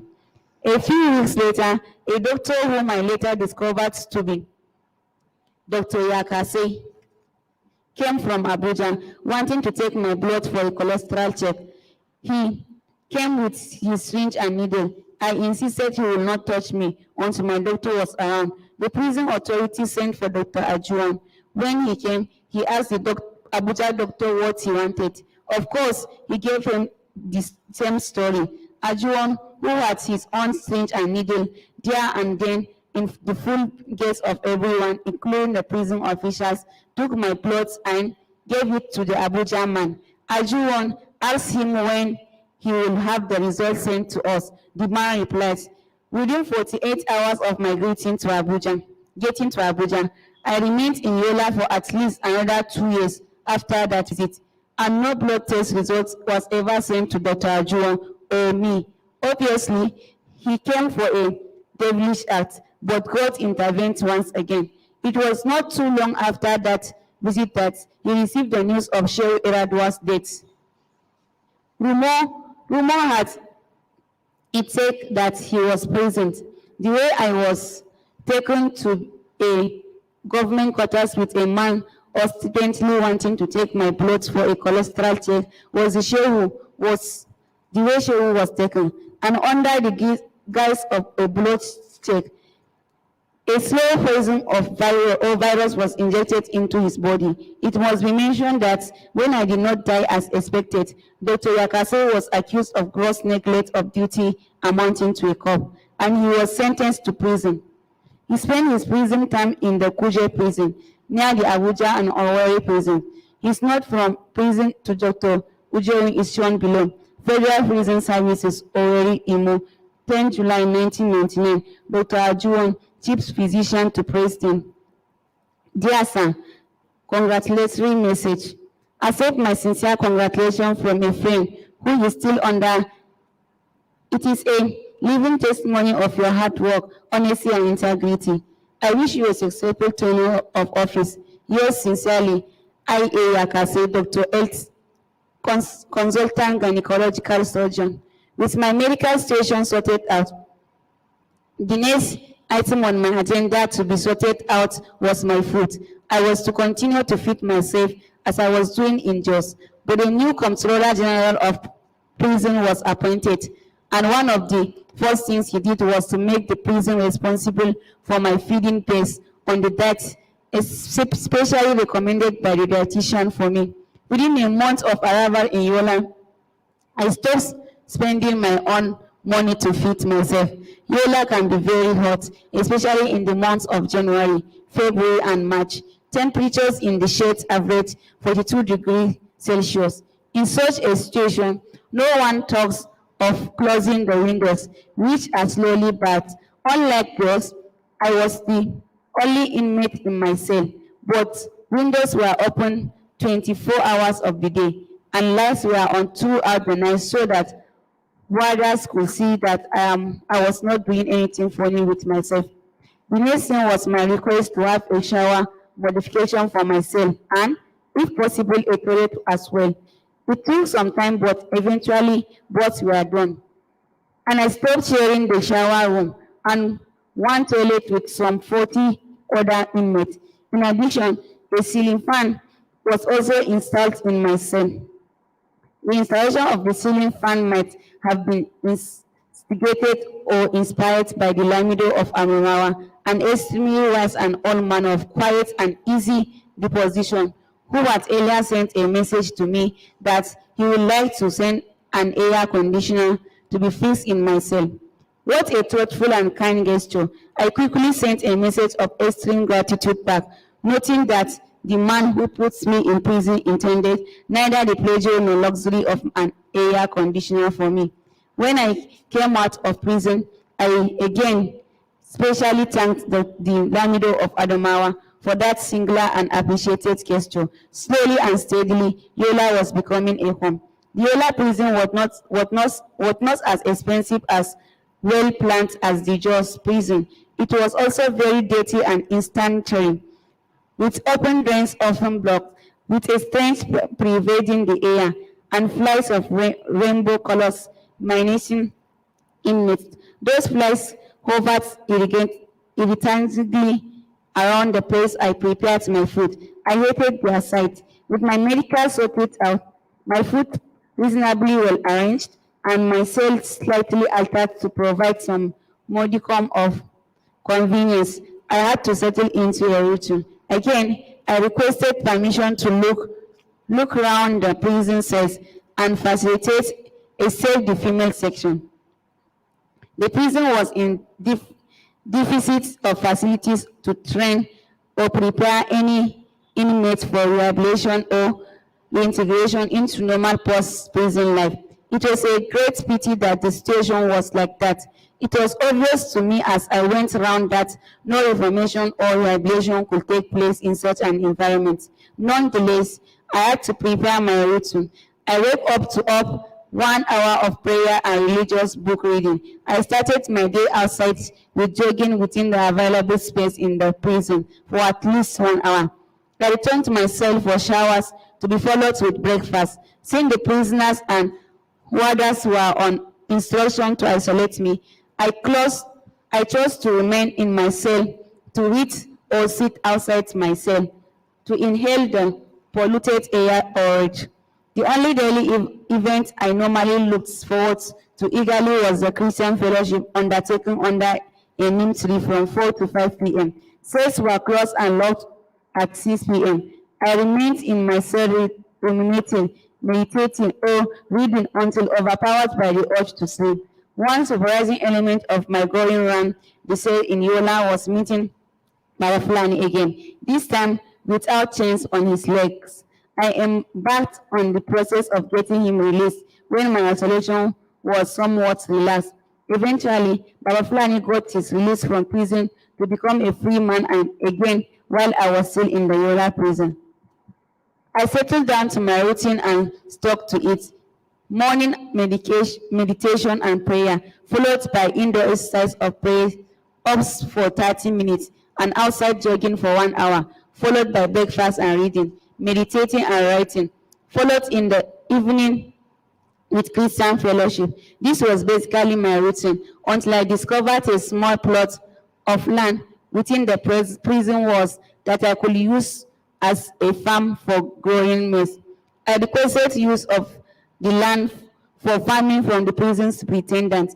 He granted my request and did not hesitate in using the land for an opportunity to be a farmer in prison and to show what could be done with idle hands in the prison. I produced enough fresh maize for every prisoner and every prison official to get a cup. I even remembered to send cups of dried maize to my wife, Stella, and my friend, Ona Soleil, at home. I came later to realize that my friend Alhaji Ahmed Joda had earlier made efforts to visit me in the prison, but could not, as the prison authority will not allow him. He was decisively unhappy about it until I sent a message to him to send me half a bag of fertilizer for my maize farm. As he told me after my release from prison, my message reassured him that I had not been adversely affected mentally or psychologically. He concluded that if I was able to realize that I needed fertilizer for my maize farm in prison, then I must be mentally alright. And in truth, I was mentally alright. Working on my farm from 3 p.m. to 4 p.m. became part of my routine. One other aspect of my life, particularly in the Yola prison, that is worth dwelling on was the Christian worship and fellowship, including prayer and fasting. I came to experience the spiritual testing of fasting and praying and their toning effects on the body. I could pray for hours unending, particularly while I was also fasting. I normally had 2 days, 3 days, 5 days, and 7 days fasting with prayers. During my fast, I totally abstained from food and water. The more I fasted and prayed, the more stronger I seemed to feel, and the more spiritual I became. I surprised even myself on one occasion when I was able to jog for 1 hour without flattering on the last day of the 7 fast of total abstain from food and water, and I jogged before breaking the fast. I took fasting and praying so seriously that my doctor had to advise me to modify my routine of fasting when my weight went below 68 kilograms. I refused to heed the doctor's advice, and it became constant. To finally persuade me, he said that he was not only advising me to curtail my fasting and prayer for my own physical goods, but also for his professional interests. He went on to say that if I were to be suddenly released from prison as I was, the sight of me will frighten people, and they will wonder why my doctor was so negligent to allow me to be a haggard looking. At that point, I moderated my fasting without relenting on my prayers, and I managed to put on weight to get a 72 kilograms. When I was at Inter Center, my mode of prayer was adversarial, acrimonious, and somewhat bitter, as I looked for Psalms where David showered near curses on his enemies. As I grew in fasting, meditation, and prayers, I became sober, forgiving, and started to pray like Stephen, the first martyr in the New Testament, who prayed for forgiveness for his killers because they knew not what they were doing. I prayed for forgiveness for my tormentors, whether or not they knew that what they were doing. There was a definite change in my prayer points as I became a great prayer warrior, growing from bitterness to love, from hardness to softness of heart, from inadequate knowledge to more knowledge, from doom and darkness to hope and great hope, and from melancholy to joy. If one surrenders oneself to God, miraculous changes can take place to one's surprise and amazement. During the period of my intensive fasting and prayer in Yola, I used to feel as if I had developed a sixth sense. My institutions were sharper, my inspirations at higher levels, and my dreams more vivid and poignant. I became an instant expert in the act of prayer, in being the moods of prayer, and in concentrating in prayer. During this period, I had a vivid dream to which I did not pay much attention because even in the past, I did not pay attention to dreams. In the dream, I saw myself in the presence of a mammoth crowd. I was being sworn in the Alake's palace for a great chieftaincy title. As I lived in the prison, I became uplifted and inspired, and most of the inmates called at me sell for a supply of drugs and tablets, which I kept in my first aid box. Most of the ailments of the inmates were headaches, stomach aches, colds and wounds, malaria and diarrhea. When they called for tablets and drugs, we all went into a prayer session. I could feel divine guidance in my prayer life and prayer sessions. I could not help writing my Facebook on prayer in draft form in the prison. It was titled Guide to Effective Prayer, published by ALF Publications in 1998. Many people have read it with the testimony that it was improved and enhanced their prayer lives. There was an incident in the Kirikiri prison in Lagos that had implications for all prisons in Nigeria. Some white garment church people, also they called themselves, went on a visit to Kirikiri for fellowship. Obviously, they went with extra hidden white garments. On getting inside the prison, they released the hidden garments to inmates, who dumped the white garments and walked out with the other original white garment people who had gone in at first. About half a dozen prisoners escaped in that way. The instruction went out from the prison headquarters to all prisons that no Christian or Muslim outsiders should be admitted to any prison for ministering, preaching, or fellowship. This led to me taking over the regular conduct of the Christian fellowship for inmates in the Yola prison and to leading the Sunday worship services. I took these responsibilities very seriously and took time to prepare my sermons, homilies, and speeches for my Christian worship. At the end of my incarceration and on returning home, I put some of the sermons and homilies together in a book titled Sermons from the Prison, published by ALF Publications, OTA, in 2000. This returned out to me my second book out of the prison. As I studied the Bible while I was in Yola, I got enhanced by those I styled women of virtue, interesting and noble women who individually, in one way or the other, distinguished themselves during their lives. These women span the entire Bible from Eve in Genesis to the mother of Timothy. This was my third book from the prison and was published by the same publisher, ALF Publications, in 2000. The experience and the inspiration in writing Women of Virtue further inspired me to examine the exemplary youths in the Bible. Again, starting from Joseph, I studied the life and distinguishing characteristics of those who are introduced in the Bible when they were young and whose exploits could be followed as they made progress in life. I titled this book Exemplary Youth in a Difficult World, published by ALF Publications in 2001. It turned out to me my fourth book from the prison. Another book that came out of my pen while I was in prison is titled The Animal Called Man, also published by ALF Publications in 1998. When I told my doctor, Dr. Arjun, that I was writing a book with that title, he argued me not to. He thought that I was writing on Abacha, but when I told him the rationale for the book, he relaxed and raised no further objection. The book has been acclaimed as a classic. When President Clinton read it, he praised it. I was pleasantly surprised to see it printed in Chinese on one of my visits to China.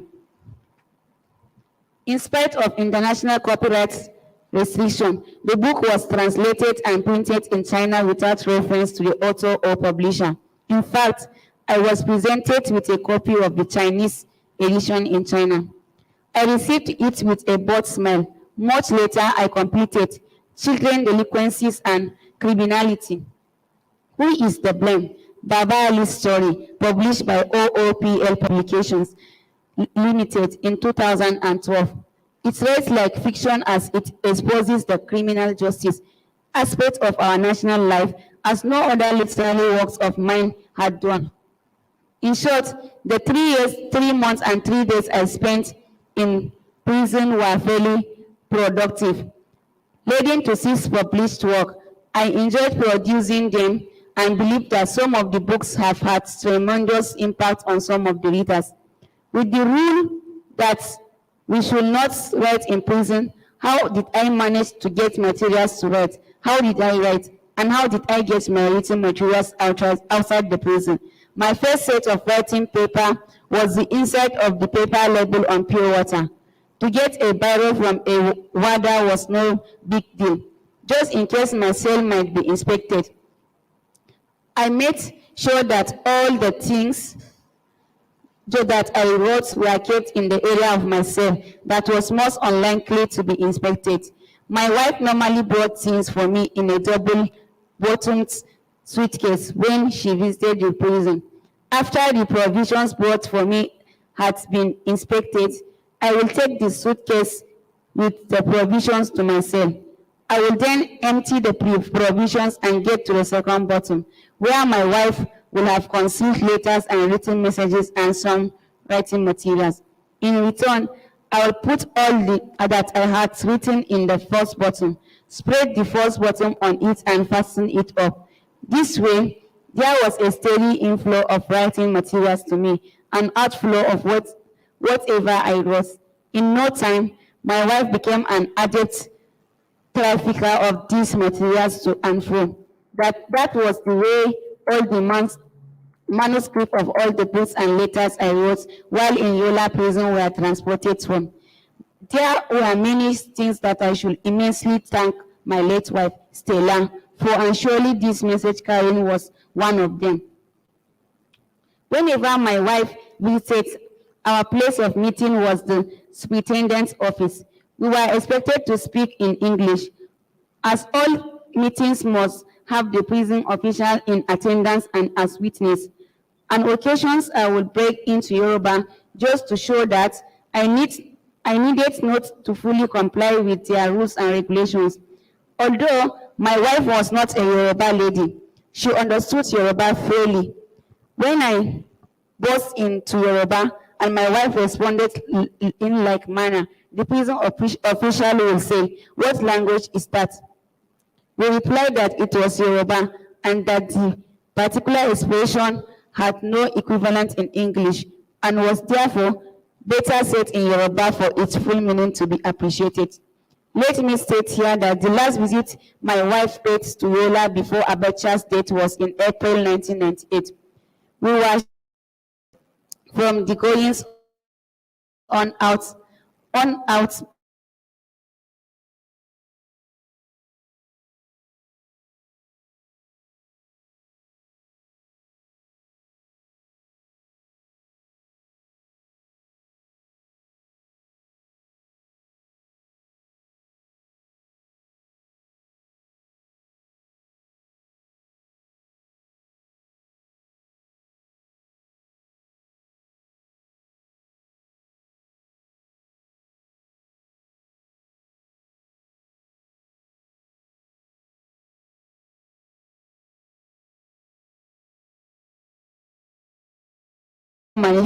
in Abacha's case.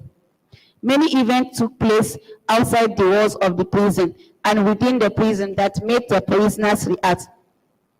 Many prisoners went out for outside work, cleaning prison officers' houses or official quarters of other government officials. These prisoners brought back all sorts of information, news and rumors, which circulated widely within the prison. But the rumor mills of the prison were always at work. The prison rumor never stopped. Some rumors were dispersed through the instrumentality of warders who, in their own way, were bearers of news. Since we were not allowed to have access to any item of news. The news of the death of Bornu State of Zeri, Democratic Republic of Congo, Mother Teresa of India, and Princess Diana broke in or seeped into the prison within a short period of time to one another. What struck us, even in the prison, was the global mourning and genuine outpouring of grief of the death of Mother Teresa and Princess Diana compared with the reaction to Bornu State, which was treated almost a non-event with poor attendance of less than 10 close relations at his death. It was very instructive. The prisoners and the warders discussed these issues within the walls of the prison. In the drama of life, ending with a loud ovation should be desired. For us in prison, there were 4 major things to look forward to. The most important was the day of release for those whose days of release was drawing near. The second was a visit by a friend, a relation, or loved ones. There is no substitute for being visited in prison. Even Jesus Christ counted it as an act of goodness for the those to be saved. Being visited was an indication that one was not forgiven. It gave hope all and the feeling of still being with the family, your group of friends, and the community, and they are still being with you. The 1st of October was also eagerly looked forward to as part of the National Day celebrations. There was the prerogative of mercy and release of prisoners. Our 4th highly anticipated day,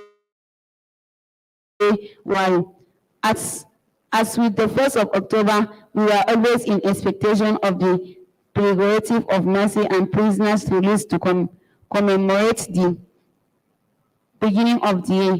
When these days came and went without sharing news, we all went around with dropping heads, dismal faces, and melancholic moods. But the greatest expectation we had for release was when Pope John Paul S.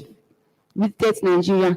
We knew he pleaded for the release of political prisoners, but when nothing happened, he had mixed feelings. We felt disappointed that Abacha did not heed the appeal of a man of the Pope's style. It could not be good for Abacha in the end. We felt satisfied in the other hand that we were not forgotten both at home and by the international community. That was cheering enough. My friends outside Nigeria were very concerned about my security and safety in the prison, particularly after showing Doubra State in prison. They planned and took measures to ensure and secure my safety. First, they asked my wife to visit me urgently with a syringe and needle to take my blood to be tested to ensure that I had not been poisoned. I was sure I had not been poisoned because I did not allow any injection into my body and was totally in charge of my food. I assured my wife and urged her to assure my friends. Their second plan was a commando-type rescue mission to take me out of the Yola prison.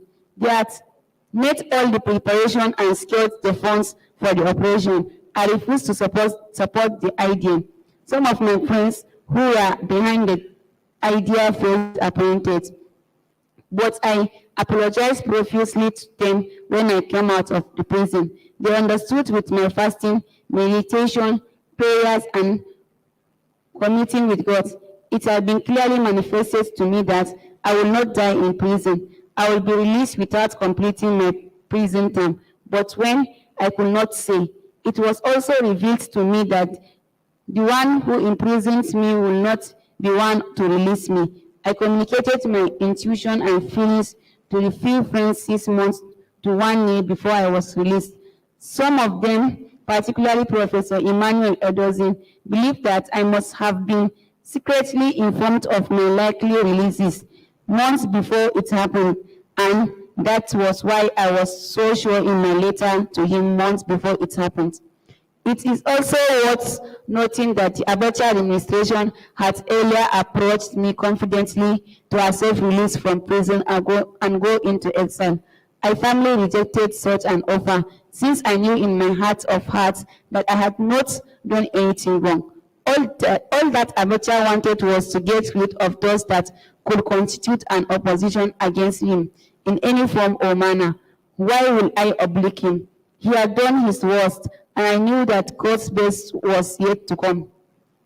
During the process of Abacha's offer and on 1 or 2 other occasions, I managed to communicate with Shehu before he died. While all these things were going on, my wife never tried of going around Nigeria, Africa, and the world, soliciting assistance and campaigning for my release. Many friends, well-wishers, and loved ones funded and supported her campaign and world travels. Some of these supporters I thanked from the prison. Some I thanked when I came out of prison by letters and visits. Some I have not even been able to communicate with. There were many of them who showed kindness to me, my wife, and my children when I was in prison. I am heavily indebted to all of them. They have all made useful contributions to my life and to what happened to me after the prison. The pressure on Abacha to release me took diverse forms. For instance, my colleagues in the Interaction Council of former heads of state and government, co-chaired by Skims and Fukuda, asked Jim Chalang to talk directly to Abacha. Jim did through a direct telephone call, as he pointed out in his article included in chapter 27. Abacha was warned strongly against killing me and was strongly advised to release me. The Congress Party in India awarded me the Indira Gandhi Prize while I was in prison, which my wife and Hans went to receive on my behalf. Hans spearheaded 2 publications in my honor with contributions from distinguished world leaders while I was in prison. The 2 publications, Leadership for Africa, in honor of Olusegun Obasanjo on the occasion of the 6th birthday, New York, 1995, and Beyond Freedom, Letters to Olusegun Obasanjo, New York, 1996, were classic. Hans, who organized the contributions to the 2 publications and edited them, did a great job. Copies were sent to me in prison, and they really built me up and uplifted my spirit. President Museveni of Uganda and Mugabe of Zimbabwe came on mission to Abacha to press for my release. President Museveni told me after my release how Abacha kept them watching a video for almost 2 hours without paying attention to their exhortation. It was torture, he said.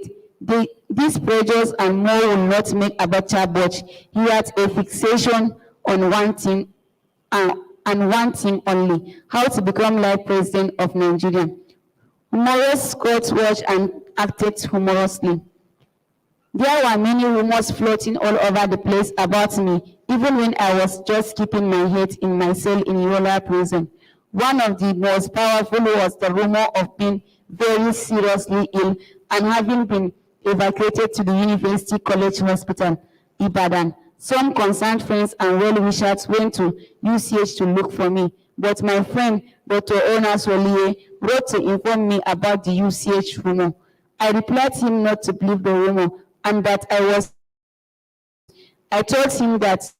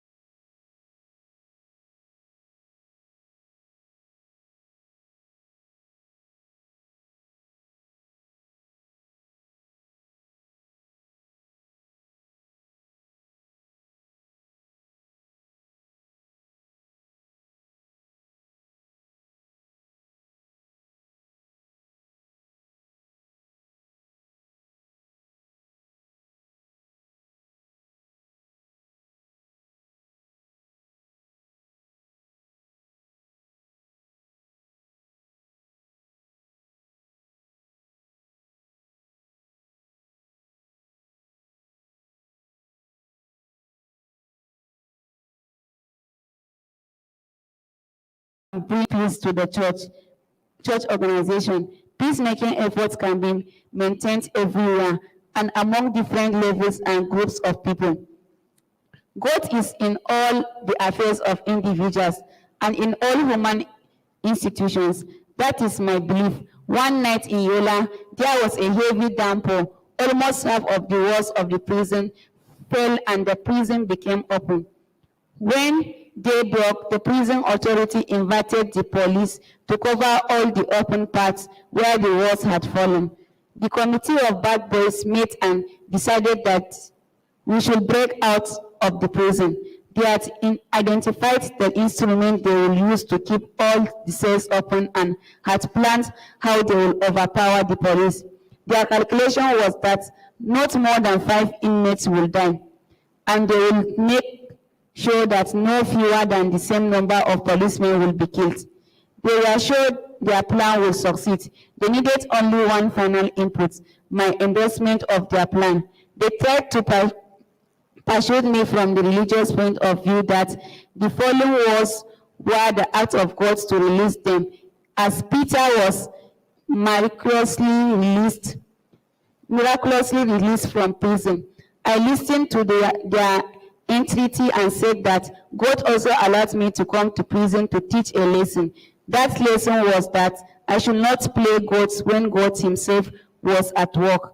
I appealed to them that they should continue to show the love and respect for me they had exhibited thus far by refraining from escaping.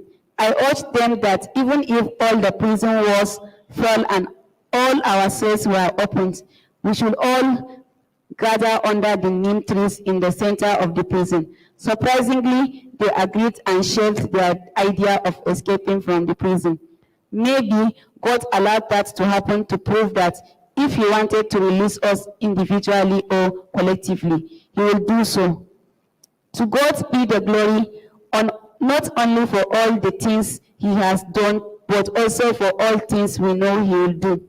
When I was thinking of what to do, whenever I was released from prison, I thought of parceling my time into 4 almost equal portions.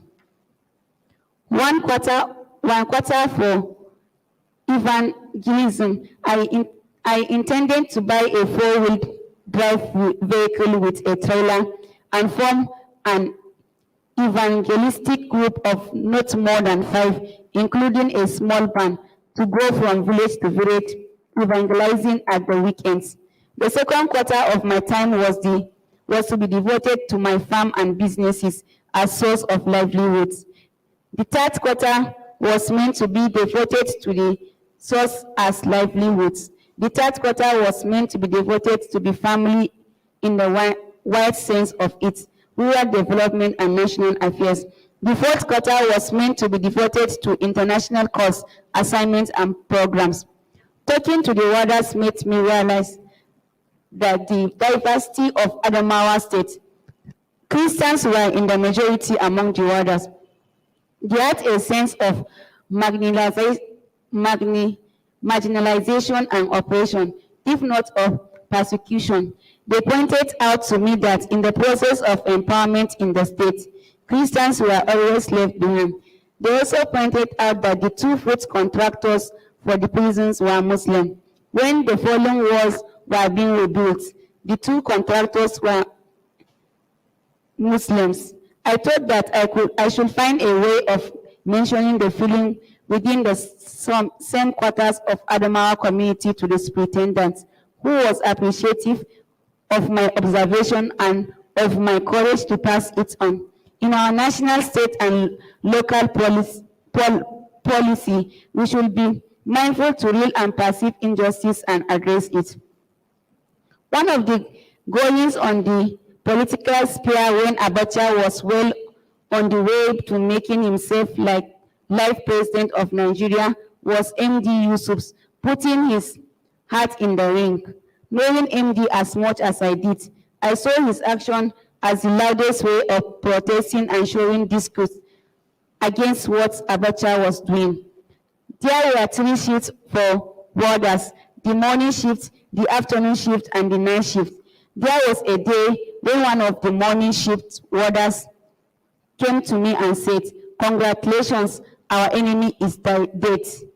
It did not mean anything to me because I did not know who his enemy was, and not mean anything because I did not know who his enemy was, and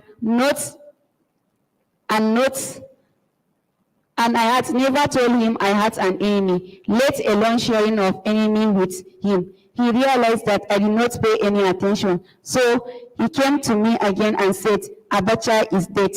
That was 8 June 1998. At the point, I said to him that if he wanted anything from me, he did not need to go to the extent of fabricating such a story. I walked away from him. When the afternoon shift came, another warder came to me just before I went for Christian fellowship at 4 p.m. and said that Abacha was dead. Then I asked him how and where he had heard the story. He told me that he got the news from CNN. At that point, I started the process of believing because CNN will not give such news unless there was an element of truth in it. I left our fellowship meeting and we closed to go to our cells. By the following morning, Abacha days was no longer news. What we had in prison was that people were jubilating in most parts of the country. For me, nobody's death should be a cause for jubilation. After all, it is a journey that we must all undertake. What we may not know is when and how. The Bible teaches us to mourn with those who mourn and to make mercy with those who are in merriment. I wrote a letter of condolence to Mrs. Abacha. To me, it was the end of an era. I delivered the letter to the prison superintendent to be delivered to its destination. One could see some similarity between the end of Mobutu and that of Abacha. Even in prison, we could sense the lessening of the tension that have pervaded the nation. Not too long afterwards, General Abdulsalami Abubakar emerged as the new military leader in the military administration. News flew in every day, more freely from the warders during every shift. We waited for more news. My intuition at this time was that the worst was over for me. Then came 15 June 1998, exactly 1 week after Abacha's demise. The news started filtering in that I had been released. Again, my sources were warders, but nothing came officially from the superintendent of Bayelsa prison. I waited all day to have anybody call me, but no such call came through. At about 8 p.m., the prison official came to my cell and said, "I have good news for you from the government announcement," talking to me from the window of the cell. By then, I had become slightly irritated. I said, I have got the news already. Your delivered message is belated." He did not know what to say other than good night. The following day, I was expecting that I would be called out and be formally released, but again, no. At that point, slightly emboldened by the unfolding event, I sent for the superintendent. I told him firmly and strongly that if he held me for another night in the Yola prison, I will sue him for unlawful detention. He took time to explain to me that although there was the government announcement carried on television and radio, he never took his orders from radio or television broadcasts. So he was waiting for a message from his headquarters. He was right, and I told him so. I also advised him to make inquiries from his superior officer at the headquarters. One of the unfolding events that emboldened me was a message from my friend Alhaji Ahmed Joda that he was coming to the prison, not just to visit, but to take me out. For a man who had tried in vain for almost 3 years to visit me in the prison and was completely and frustratingly blocked, he had its right to send me such a message. Within 2 years of my talk with prison superintendent, he called formally at my cell. this time coming inside my cell instead of talking to me through the window as he used to do. He said to me, "Sir, you are now released. I have the signal from the prison headquarters, and there is an aircraft waiting at the airport to convey you. I congratulate you, sir." What a relief. Shortly after that freedom statement from my jailer, my friend Ahmed Joda came to the prison to escort me out. I said goodbye to all the inmates, the warders, and all the prison officials, and out I went with the prison gates permanently shut behind me. Again, I had become a free man. To the airport I went, and there stood an aircraft from the presidential flight to take me to Lagos. I took leave of all those who saw me off at Yola Airport. I arrived at Lagos, where presidential cars with pilot motorcycle riders were waiting to me directly to my otter farm. At the notice and action on my release was short, there was no preparation to receive me at the farm. My wife was out of the country on a campaign for my release, but the domestic staff at the farmhouse were all around. In no time, they had prepared food and made arrangements for cleaning up and making the farmhouse sparkling and ready to receive me. It was all done, and I had my first sleep out of prison, house arrest and detention for almost 3.5 years. I slept like a baby. My plan was to have a church thanksgiving to God Almighty before I launched into anything. I wanted to do this within 72 hours of my release from prison. I called my wife home urgently. Otherwise, the Thanksgiving service will have taken place behind her. My church, or Baptist Church, was chosen as the venue for the Thanksgiving. The date of the Thanksgiving was Sunday, 20th June 1998. The church was full and people had to stay outside to worship. My wife had returned happily and hurriedly. For us in the nuclear and extended family, it was a glorious occasion. I had nothing better to do than thank God and thank those whom God had used to assist me and members of my family during the agonizing period. I also needed to make a significant statement on that occasion to put the world issue in perspective and put the matter behind me and face the future stoically and courageously, picking up the pieces and moving forward after struggling. I had the opportunity to think about my statement and to put it down that I believe as I should. It's here reproduced for importance and advances. Introduction. For me and I want to for us present here, this day is a day of thanksgiving, not a day for celebration. It is a day of joy, not a day of merry making. It is a day of sober reflection, not a day of anger, bitterness, or animosity. It is a day of praise and prayer to God and special supplication to Him for our dear country, Nigeria. As a day of thanksgiving and praise to God, let us make music in our hearts and with all that we have. Let us sing all songs and hymns and choruses that we know, and let us add new ones. Let our choir play all the instruments skillfully, and let us all shout hallelujah for the joy and dance of honor and glorify God. We should continue to thank God, praise Him, honor Him, and glorify Him for His goodness. God is good to me, and I believe He is good to you too. If God is good to you, you must thank Him, praise Him, honor Him, and glorify Him. I know that God is good to our church here because as I was in Jos and Yola, I kept receiving notes from the pastors, Reverend E.A. Osula, informing me of the progress the church was making. The news was encouraging and spirit-lifting. As individuals, as families, as a community and a church of Christ, God continues to pour His grace, His love, his righteousness, his kindness, his justice, his mercy, and his goodness on us.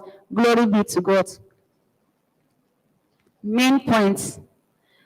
Much water was passed under the bridge over the past months and years.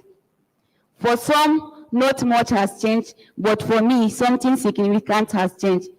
The officer in charge of one of the prisons in which I stayed remarked that prison is next to hell on earth. That is his perception and attitude. But for me, God made me the prison next to heaven because he used the hardship, the privation, and the tribulation to draw me closer to him in faith, obedience, worship, prayers, fasting, study of the word of God, praises, and thanksgiving. For me, it was a humbling and chastening experience with God in charge and in control. He granted me his peace and joy out of his love and grace. He gave me satisfaction and contentment and kept my spirit high, my conscience free and clear, and my hands clean. It was part of the continuous process of education and learning for me. How else could I have learned how the lowest regarded romantics are regarded as the lowest, behave, and why their mentality and thought processes and the danger they pose to themselves and to society? How the prison mirrors the society in which it is located and which gives birth to it and fits it. Is there any hope of reformation and successful rehabilitation of prisoners by the prison service as it is now constituted, manned, and administered? Can there ever be a new and deep-rooted formation without regeneration? Should the prison service or any other agent not be responsible for reintegration? These are some relevant questions emanating from my first-hand experience in the prison and with the prison service. I will endeavor to give answers to this question and others at some future dates.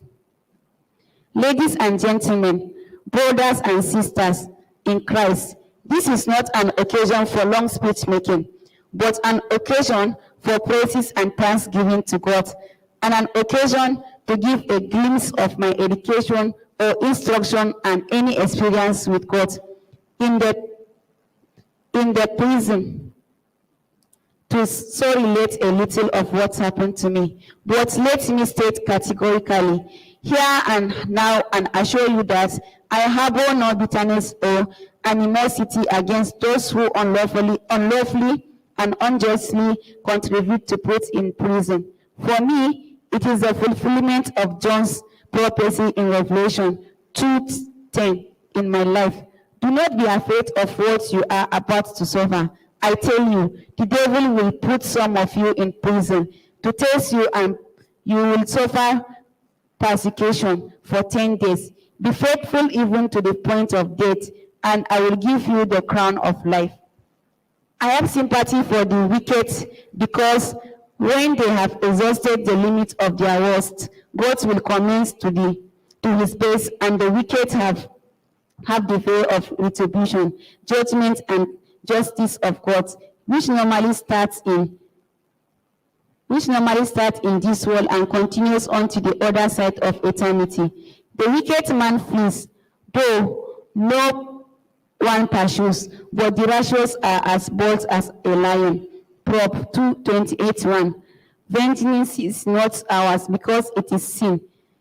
Vengeance belongs to God, and he says, it is time to avenge, and I will repay. Jude 22:35. As men and women who are in relative physical freedom, you know better than I that our dear country is in crisis politically, so socially, economically, morally, and spiritually. And your unceasing prayer is needed for God's intervention and divine deliverance.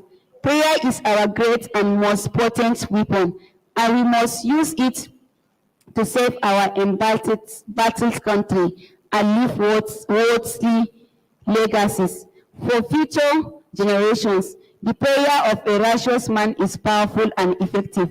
James 5:16.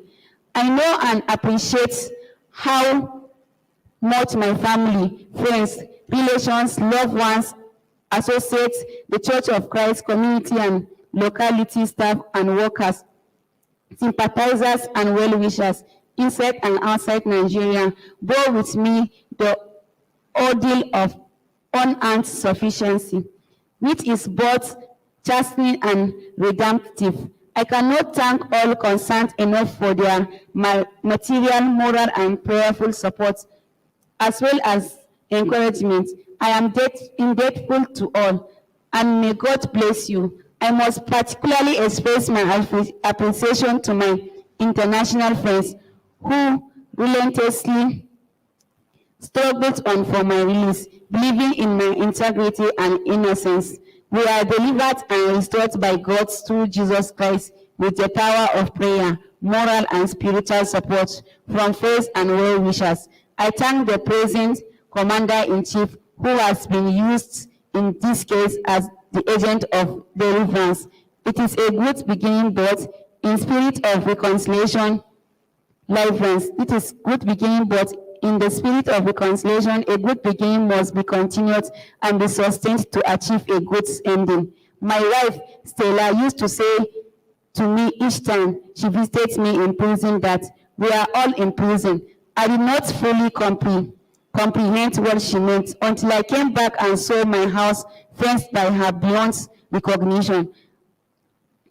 And yet, nowhere is secure without God's protection. But seriously speaking, as we not all in prison with the unusual happenings in Nigeria, those who are saved from judicial murder are not saved from mysterious murder by unidentified and untraced gunmen. Those who escape the gallows and the bullets and remain in the country may not escape jail under false accusation. False witness and false evidence and judges and tribunals to whom the verdict to be dished out has been dictated. Secret killings and detention without trial crown is all. That is at one level. At another level are hired as assassins, murderers, vendetta, greed, materialism, inordinate ambition, dishonesty, and disregard for the sanctity of human life. However, there is nothing beyond God. He can deliver us as children of Israel, who were delivered from the bondage of Egypt. It is not possible to have a sound and wholesome society until we have a sufficient number of men and women, and cannot be bought, no matter the offer, unpurchasable people who are also unfrightenable, no matter the threats and unflatterable, no matter the bite, they are the salt of the society and the light within the community. These are men and women who are saying to the corruption of the society, not everyone has a price. The society will quickly be mired in stagnation and fall apart in disunity, disharmony, and lack of cohesion, progress, and development, unless it has a critical mass and nucleus of men and women of integrity, people whom nothing can buy and who are interprets but only fear God. We can only get such people from believers who are faithful men and women of God, God's own dear children. These are normally men and women of freedom who act in free and clear conscience because the Spirit of God is in them. Now the Lord is the Spirit, and where the Spirit of Lord is, there is freedom. There can be spirit-induced freedom in the prison and spiritual bondage of out of prison.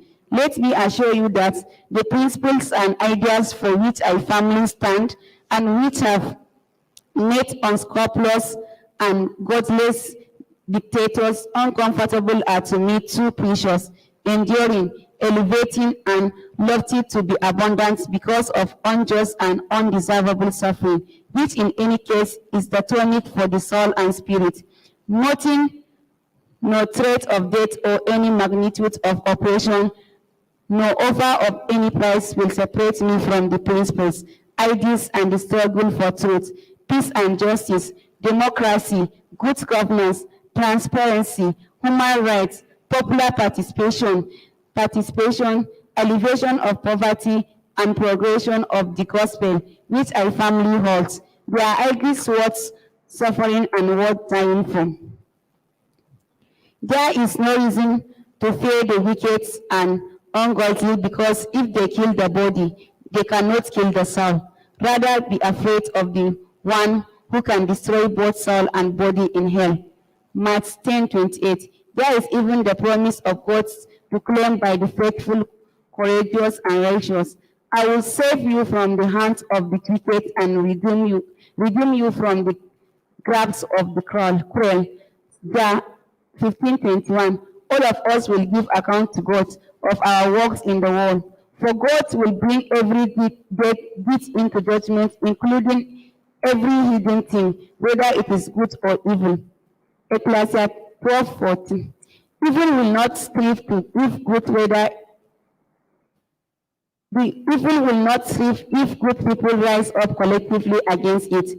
What evil persons fear most is exposure, and what they desire most is praise, encouragement, support, and approval. They even succumb to flattery. They should be denied by men and women of godly and patriotic disposition what they desire most. Fear of the wicked to the point of not daring to say or do what is right and comprising with evil is in the end worse than physical death. It is eternal condemnation, destruction, and perdition. Why should we fear when we have the promise of God? Be strong, do not fear. Your God will come. He will come with vengeance, with divine retribution. He will come to save you. Isaiah 35:4. My prayer during the black and confused early days, so-called conviction of the corp plotting of the kangaroo tribunal, was that God should prove and establish my innocence. The conviction, as directed by the highest level of government, was parceled out like wrapped presents on July 1995 to some citizens of this country who were seen as vocally too dangerous or uncompromising for the comfort of a disciple, godless, corrupt, heartless, oppressive, murderous, obstinate, and wicked regime. Nigerian independent, let me digress a little bit here, and let us praise God for the truth of His word that when the wicked rise to power, men go into hiding. Prop 29:2. The groaning of Nigerians was loud and clear. Even the deaf could hear and feel it. We were all groaning under a regime of deceit, oppression, terror, hollow arrogance, obstinacy, and goodness in Nigeria. Let me say what I know is the experience throughout the ages. Persecution and oppression with gross injustice may physically restrain, weaken, and shackle, but it strengthens the soul and spirit to a new height of understanding, commitment, and endurance, with courage and fearlessness. The wicked deceive the upright. The wicked should be warned. Be sure of this. The wicked will not be unpunished. Go unpunished. Prov 11:21. It is as sure as death. Brothers and sisters in the Lord, what will you do if you are in my position? I forgave him, and I believe that if he genuinely asks God for forgiveness, God will forgive him as well. God has proved my innocence and established it in dramatic way. Evil men will bow down in the presence of good, and the wicked at the gate of the righteous. Prov 14:19. Bello Fadal confirmed to a number of people, including the late General Shehu Eradua, that he had never been to my farm. The sketch of my farm was drawn for him by the so-called investigators to tutor him for the role he was procured to play. The facts on how I received girls on my farm, which were obtained from me while I was being inaugurated about activities on my farm, were passed to him to be used against me to tribunal. All the evidence was patently seen to be false. He claimed that he came to my farm in the first week of February 1995. Evidence was presented to show that he was in Abuja on 1st and 2nd February. I traveled out of Nigeria on February 2nd. I returned on February 9. Yet, tribunal extended the first week to 12 February to cover the 3 days I was in country in providing and establishing my guilt. I knew that it was a question of time before God will manifest his deliverance, which he has accomplished as he had promised. I kept praising and thanking God for his past and present blessings. It was surmised that the bloodthirsty dictator will have spilled the blood of the innocent people, the so-called plotters. It has not been davishly made part of them, with the consequence defeating national and international outcry and action. 14 people were given death sentence for doing nothing wrong. People pointed to the prophecy of the dictator's guru that if he did not spoil other people's blood, his own blood will be spilled. Subsequent events of the year 1995 seemed to be in support of Person's sunrise. The death in the dictator's family. In view of this, I cannot thank God enough for using my life and my suffering as the instrument for saving other people's life and giving hope and consolation to them.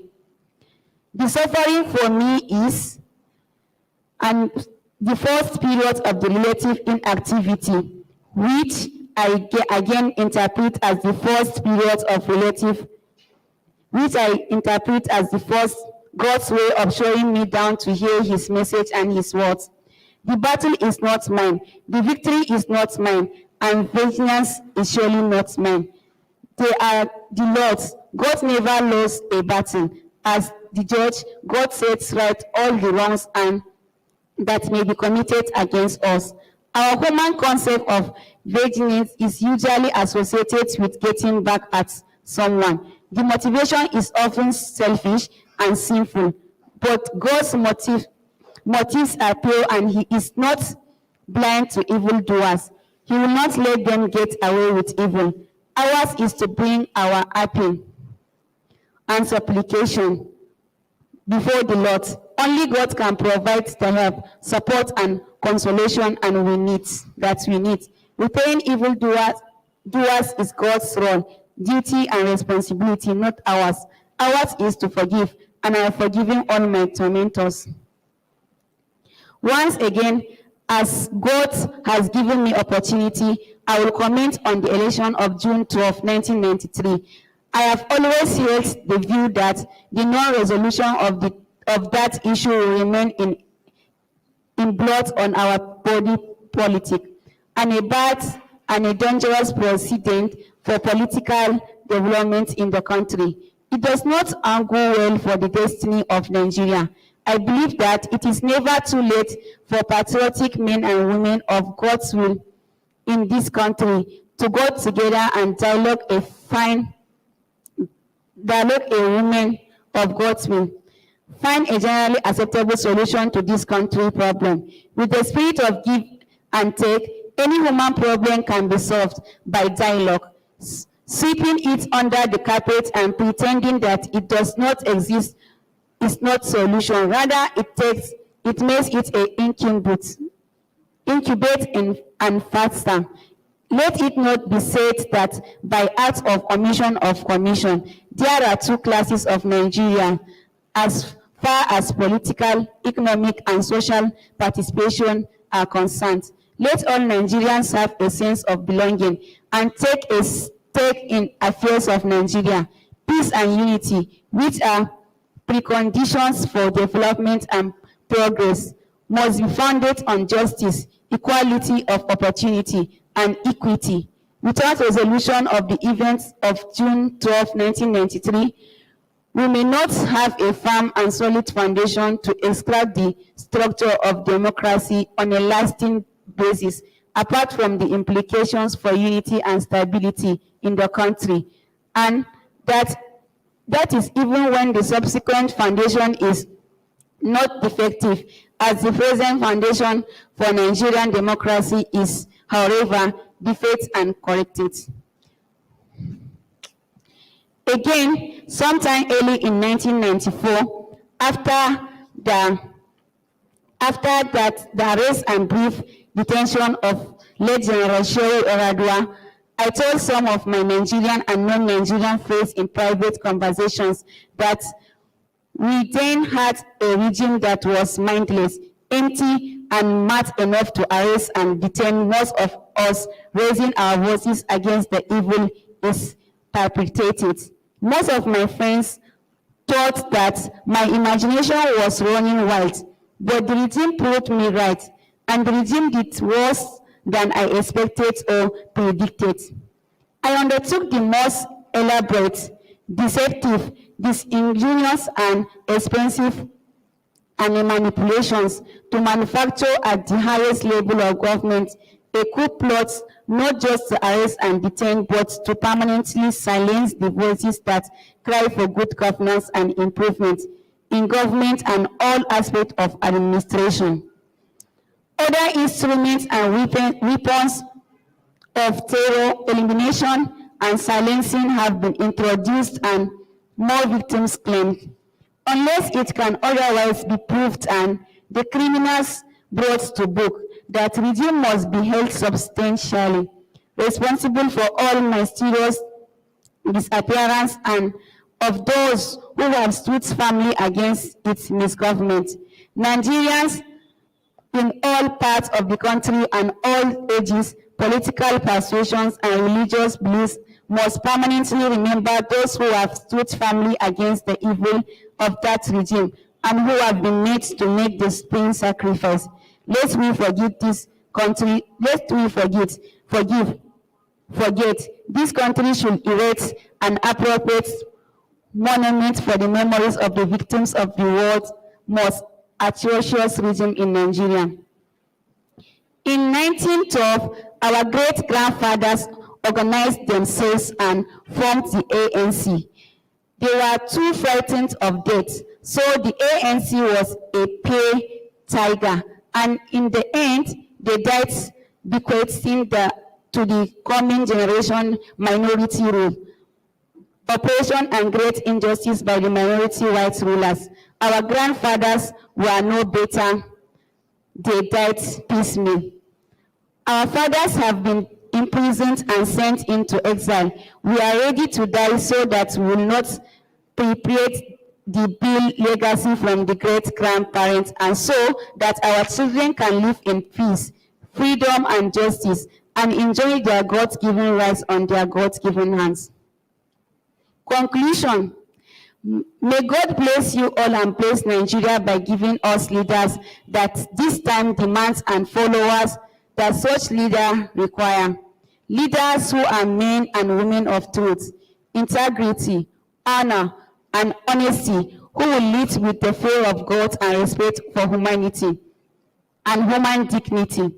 Men and women not got by pride, selfishness, emptiness, and arrogance, but in humility and godly disposition and dedication will lead our nation out of chaos, confusion, lack of knowledge and vision, to political unity and stability, economic prosperity, social harmony, and fraternity. May God help us. Let me appeal to those who react to state-sponsored violence in kind, whoever they may be, that as the government genuinely and sincerely takes to the path of dialogue to resolve issues of concern to different sectors of the Nigerian society, the sincerity of the government should be tested with suspension of violence and substitution of dialogue. Violence destroys no matter what other messages it may send. Let the government take the lead for Nigeria to take the part of people and dialogue. We need all hands on deck for the work of positive construction and reconstruction that we have ahead of us a nation. Let the spirit of reconciliation prevail. In my case, what more can I say? And praising and thanking God. Let me borrow words from David in Psalm 18, verses 16 to 18. He reached down from a high and took hold of me. He drew me out of deep waters. He rescued me from my power enemy because the Lord was my support. Throughout my unarmed imprisonment, God allowed me to share the sweetness of the cross of Jesus Christ. No power or might can defeat or destroy the purpose of God. The purpose of God will always be fulfilled, no matter what the wicked and Satan may do. Rulers persecute me without cause. I rejoice in your promise like one who finds great spell. I hate and abhor falsehood, but I love your law. Psalm 119, 161 to 163. I have the opportunity to grow spiritually by the grace of God. Let us hold firmly to the promise and assurance of God that His plan and purpose for us in the world and the eternity is for good and not for evil. Who are we to doubt His assurance? According to God's promise, deliverance can only come from Him, and deliverance from prison has so come. From the Lord comes deliverance. Psalm 33:8. However, individual deliverance from physical restraint without collective deliverance leaves the work uncompleted. We must pray to God always for His intervention in our national affairs, for divine deliverance for our country. Individually, we must constantly pray for God's deliverance from sin and Satan. For as long as we are flesh and blood, we have no one else to call upon for physical and spiritual deliverance. Call upon me in the day of trouble. I will deliver you and you will honor me. Psalm 50:15. With God on our side, nobody can prevail against us. From 8:31. To God be the glory, praise and honor for what He is, what He has done, and what He continues to do for us. With God, all things are possible. Let us praise Him. He will never leave His own uncared for. Psalm 145:19. May our hope in God and our expectation from Him never fail. Now, may I ask you all to join in me, singing, praising, and thanking God for what He does for me and for you. Praise God. Let the Lord has done it. God has a purpose for your life and for my life. Let us continue to offer sacrifice of your life, of praise and thanksgiving to Him. I am happy and grateful to you all that are here to worship, praise, and thank God with us and to come and see what God has done. He has preserved our lives. I experienced, and through Jesus Christ, I became an overcomer, and I came back. God has conquered. Who God has done for me, what God has done for me, I cannot tell it at all. What He has done must be proclaimed and talked about. Honor and glory be to God, and may His blessing be ours. Whatever your station may be today, know that tomorrow will be different. No two ways are exactly the same. If you cannot create the difference, you can influence it.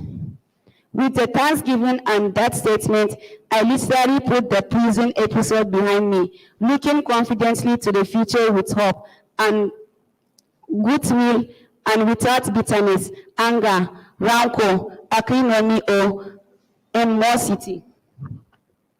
The King of the Colony, a short history of the British possession of Lagos, with illustration by Olasupo Shasori.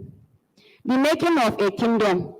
The old kingdom of Lagos was made up of the area around the island of the Atlantic Ocean, coast of Africa, near the Great River Niger. The medieval dwellers on Lagos Island were connected to a local chief known as Olafin. They had migrated from the forests of Isheri to the island, Ido. The original people, the Oris and also Benis of Lagos, can all still trace their roots back over 500 years to either the era of the Olafin or the Benin settlement. The Old Kingdom was named by its early foreign visitors, voyagers from Portugal. They named the island Port Rio de Logo or Lagua de Corno and later Lagos.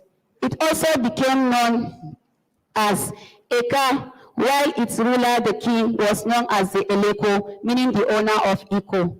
Around 1550, members of the Benin Kingdom camped on areas of land on the Lagos coast. It was convenient for the kings at the time as they made many trips inland from Lagos coast for trade. During one of these expeditions, 3 chiefs from the Benin Kingdom came to Lagos.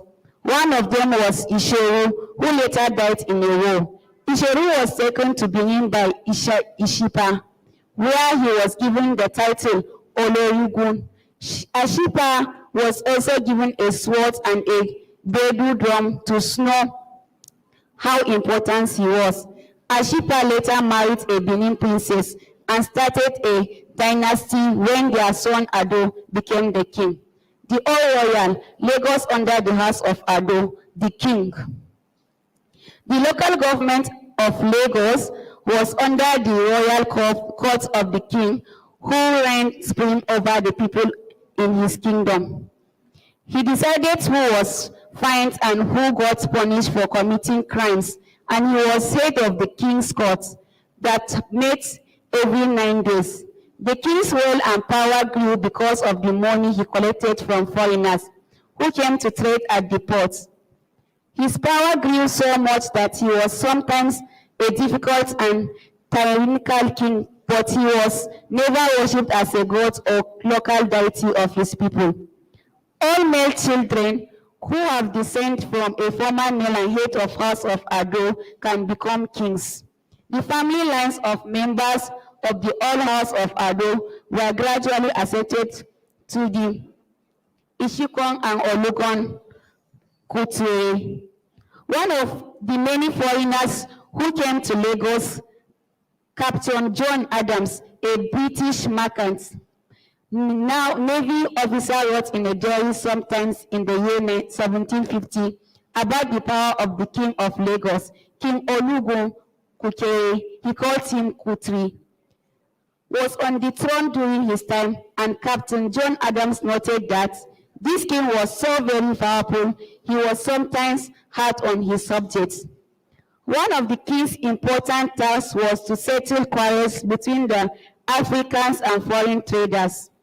For his role, he taxed 3% of the price of everything brought in Lagos by traders coming to Lagos from the seaport, and 2% of items taken from the kingdom to be sold in other neighboring lands. After some time, the king recognized some people as nobles. They were called chiefs. They were aristocrats and who enjoyed separate powers and duties in the kingdom. The king's men who helped in running the kingdom were the kingmakers. The kingmakers were called Akarigbe, and the most important of the kingmakers was called the Iletu Odibo because he helped to crown the new king. The land dwellers. The Idejo were some of the early dwellers in the kingdom. Although the Idejo had no family relationship with the king, they were the landholder. The king had all power over the land because Lagos was a united kingdom under one king. The priests, the religious worshippers and herbalists were called the Agalede. Their leader was called Chief Obanikoro. There were medicine men and other official masters. The warriors. The war chiefs were called the Abo. Their job was to make sure everybody in the kingdom obeyed the law and protect the king. They also had to protect the kingdom from attack by enemies in other kingdoms outside or Lagos. Their leaders was called Oshobon. The judges. Sometimes the king will use another person as judge for quarrels between his subjects that were too small for him. The judge was called the Apena. The locals, the nobles, and the slaves. Most people in the kingdom were fishermen and traders. They fished in the lakes and lagoons that surrounded the island with handmade nets from wooden dug-out canoes. They traded with the tribes that came from other towns and visiting merchants to the port. The local money was the cowrie shell, which was exchanged freely among the people who goods and services. All chiefs were nobles. Nobility of certain families was first recognized by the king for acceptance by everyone. Some people were captured for slavery. Life servitude was common in traditional life. These captured people, called slaves, could also be carried off far away countries on ships and sold. This buying and selling of people in the slave trade was slowly brought into the kingdom of foreigners from Britain, Portugal, Holland, France, and many other countries from Europe. Some cruel Europeans made slaves out of people of different tribes by turning them against each other. After they were captured, the slaves were kept in barracks and forced onto ships to be sold to owners of plantations filled with sugarcane or cotton plants in the New World as far away as North America, Brazil, or West Indies for large sums of money. The route for buying and selling of people from Africa by Europeans to work no money in America became known as the slave triangle. As more slave trade passed through the kingdom, many people, including the king, got even more power. The king of Lagos collected money for all goods in Lagos, including human slaves. The king made money from the slave traders. As time went on, the king also began to sell people who were captured and brought in the kingdom.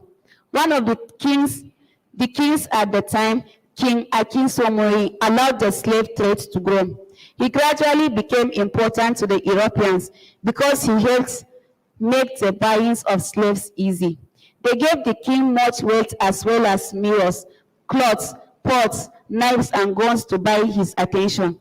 Fortunately, Great Britain abolished the slave trade and made it against the law in the year 1807 to buy and sell human beings, but slavery itself was completely stopped until 1833. From then on, the British Royal Navy began to patrol the coast of West Africa to make sure nobody sold slaves. The era of trading in human beings had officially ended, but the King of Lagos was still very rich and powerful, and his trade partnership with the Europeans grew stronger, as did the entire kingdom of Lagos, which made it a very important place to the Europeans. Soon a battle for Lagos will begin. The battle for the kingdom. In 1851, the old Lagos kingdom was home to the king's people, European settlers, new African freed slaves, as well as free-born natives from other places near and far, even though some people had more powers than others in the kingdom. Some Europeans made decisions that affected the future of the kingdom. One of those men was Henry John Temple, also called Lord Palmerston. As the foreign minister of Great Britain, he was a caring, kind man. He hated slave trade as much as he disliked neighboring Portugal because he wanted Lagos to belong to Britain for more good trades. John Beecroft was another European who was well known at the time. He was the British consul on an island called Fernando Po in the Atlantic Ocean, though he also watched over Lagos for Britain. John Beecroft was a slight man with a round, solemn face, full of energy and gall. He was able to deceive the king and his chiefs that he was a very close confidant to Queen of England, when he was in fact a cunning agent who wanted to capture Lagos for more threats. At his time, there were two kings, Akitoye and Kosoko, who were at war. Both of them claimed the right to be king. Kosoko was the dead king's son, so he thought he could take over his father's throne. Akitoye was king's brother, and also felt he deserved the crown. The two men were very different. Kosoko looked like a typical African king. He was tall and proud. He was handsome and majestic, with black likely eyes. Akitoye was a fair-complexioned, smaller, gentler man. He was forcefully banished from Lagos by Kosoko and compelled to live at Badagry when Beecroft was a frequent visitor. In the year 1851, while the former king Akitoye was living at Badagry, his supporters attacked the Lagos kingdom to try and win back the throne. They failed. Akitoye needed help after the loss. It was Consul John Beecroft and the Egbas of the nearby Abeokuta who came to his aid. Akitoye used this opportunity to claim the kingdom of Lagos, while Consul Beecroft accused King Kosoko of slave trade. The attack and 5-day battle for Lagos. A battle broke out for the control of the Lagos kingdom between the British Navy and the Lagos Africans who supported King Kosoko. This battle for Lagos was the most important battle of the century. The Royal British Navy, who had never liked the king, had many ships near Lagos. Captain Louis Jones, the captain of the ship, called the HMS Samson, warned King Kosoko about taking action against his men. He also promised that the British Navy would attack Lagos if any of its traders were harmed by either the king's action. Another British leader called Commodore Henry Bowes, whose ship was named the HMS Penelope, also threatened Kosoko to leave British traders alone. The Old Kingdom was divided. Some people thought that Abitoye should be the king and that Kosoko stole the crown from him. Kosoko's large army hid along the banks with guns and attacked boats as they came into the Lagos kingdom. Christian preachers did not like Kosoko, while Consul John Beecroft wanted more control of the money from trade. A leading trader, Madam Efunroye Tinubu of Abeokuta, who wanted to protect her own trade from the control of the king, also asked for Kosoko to be removed by the British. Immediately, Consul Beecroft pretended he was commanded by the Queen of England to attack the Lagos kingdom. He tricked one of the nearby Navy commanders and Otto Wilmot to provide officers and men, and then asked King Kosoko to surrender. When the king refused, Beecroft decided to use a full squadron of the Royal Navy and as many forces as he could find to attack Lagos in November. So it was on a clear day on 20 November 1851, a small Navy ship called the Harlequin, along with 10 boats, moved from Badagry to Lagos. When they got to the shores of Lagos, they were met by Kosoko's Brazilian traders called Senhors, Marcos and Noble, and over 100 of the king's men. The Brazilians told the British Navy to stay away and not come any closer into Lagos. Beecroft and his men waited for 5 long days until November 25, 1851, while they increased their men and supplies. Commander Thomas G. Forbes led a bigger ship, the HMS Bloodbound, a big, imposing iron steamship with 2 great main masts. The Bloodhound led a larger convoy of 23 boats onto Lagos shores. Then, an advance team of over 200 men landed on the beaches of the island. The Lagos Africans were prepared and waiting nearby. They fought bravely to keep their kingdom, fighting through the narrow streets of the town. As the fighting continued, the Royal Navy set fire to several houses in the town center. By the time night fell, some of the British Navy men had been killed. As soon as it seemed as though King Kosoko and his army would be victorious, the British Navy retreated to their waiting ships as the Africans jeered. Consul Beecroft was so angry about the defeat that he asked for more help from the Royal Marines and the most senior naval officer, Commodore Henry Bruce, the commander of the entire British squadron on the west coast of Africa.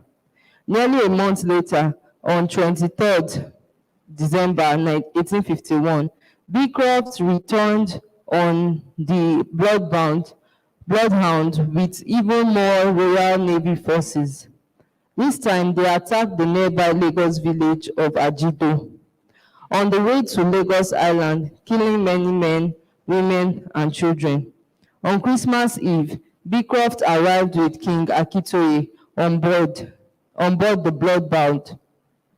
They had other 2 big ships, one called the Teaser and a rocket boat called the Penelope with a huge gun made from brass.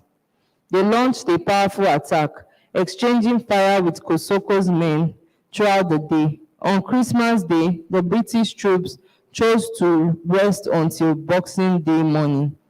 Kosoko's large army was made up of over 5,000 men.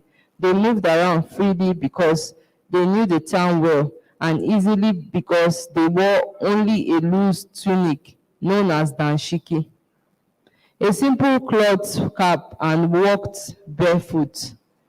They hid along the banks with big guns and muskets, which they had arranged carefully along the shoreline. As the boats came into Lagos, they fired heavily on the British Navy. The British Navy men, on the other hand, had better weapons and were better organized than the Africans. They wore smart uniforms with blue tail coats and white trousers with black shiny boots and side whiskers along their cheeks. This time, they were determined to succeed. They got behind their cannons and boarded smaller boats to get on shore. Holding their long muskets with bayonets as they entered Lagos, among the British were over 600 Africans of Akitoye army with white scarves around their necks as a sign to show they were fighting with the British and not with Kosoko men. The Navy assembled their gunboats at the Ebute shoreline, directly opposite the King's Palace. The cannons were so big, they caused large explosions in the center of the town. Cannonballs flew all across the kingdom, while the British fired their muskets, battling the king's men. There was a massive explosion on 27th December when a magazine of guns and powder kegs kept by the Lagos Africans was hit by a British cannon, wounding and killing many. From 6 o'clock on the morning of 28th December till New Year's Day, the British Navy bombed the town and fought any remaining Lagosians they would finally occupy. Lagos Island that day, setting portions of the town ablaze to smoke out Kosoko's men. Late at night on 28 December 1851, King Kosoko and some of his chiefs were forced to secretly flee from the island for the second time. They left by boat and to hid away the vast forests east of the island, settling in new areas all along the remote ends, the nearby territory up to Ekpe. This allowed the king's arch enemy, Consul Beecroft, Commodore Bruce, Captain Jones, and his men to take possession of the kingdom and to install King Akitoye on New Year's Eve, 1851. In the end, the bombing and fighting had continued for 5 days. From January 1852, John Beecroft became the acting British consul to Lagos, but only after he had given King Akitoye the vacant throne. Many Africans had been killed, but the takeover of the Lagos kingdom was complete. However, the new British government back home did not like what John Beecroft had done to the kingdom. The government wrote to Beecroft chastising him, saying he had no authority to raise the Royal Navy and attack the kingdom. Consul John Beecroft died shortly after 1853. Peace in the kingdom. In the meantime, the new King Akitoye exchanged a peace and trade treaty with the British. Captain Raymond and his ship, the Harlequin, were stationed as temporary protector for the new king. Much of the kingdom had been reduced to deserted rubble, with the remaining population soaked in hunger and fear. The new King Akitoye's reign was weak as he was easily led by his people around him and did not have the respect he required to reign over his people, who had become rough and wild because of the war. He tried in vain to cajole the people back to town, but they had little sympathy for him because they believed he brought suffering on his people by using the British against them. There was a great deal of fear and sorrow, and the king was not able to fully control the kingdom until his death in 1853. It was believed that one of his servants poisoned him. After his death, King Akintoye's son, Dosumo, then became king of Lagos. During King Dosumo's reign, there was a courteous peace in the kingdom. The new British consul and his other administrators were able to help King Dosumo repel any attacks from the former King Kosoko, whose men and supporters tried to raid the kingdom from their exile homes in different remote and far-away parts of the kingdom's coastal lands, including Ekpe. Throughout this period of peace, many other Europeans, especially the Italians, Portuguese, and Germans, came to the kingdom in greater numbers in search of a good trade. The British appointed a series of consuls to protect trade and to support the king. The most successful and longest serving British consul was Consul Benjamin Campbell. The Lagos Africans liked him because he was a fair man and lived closely and happily with them.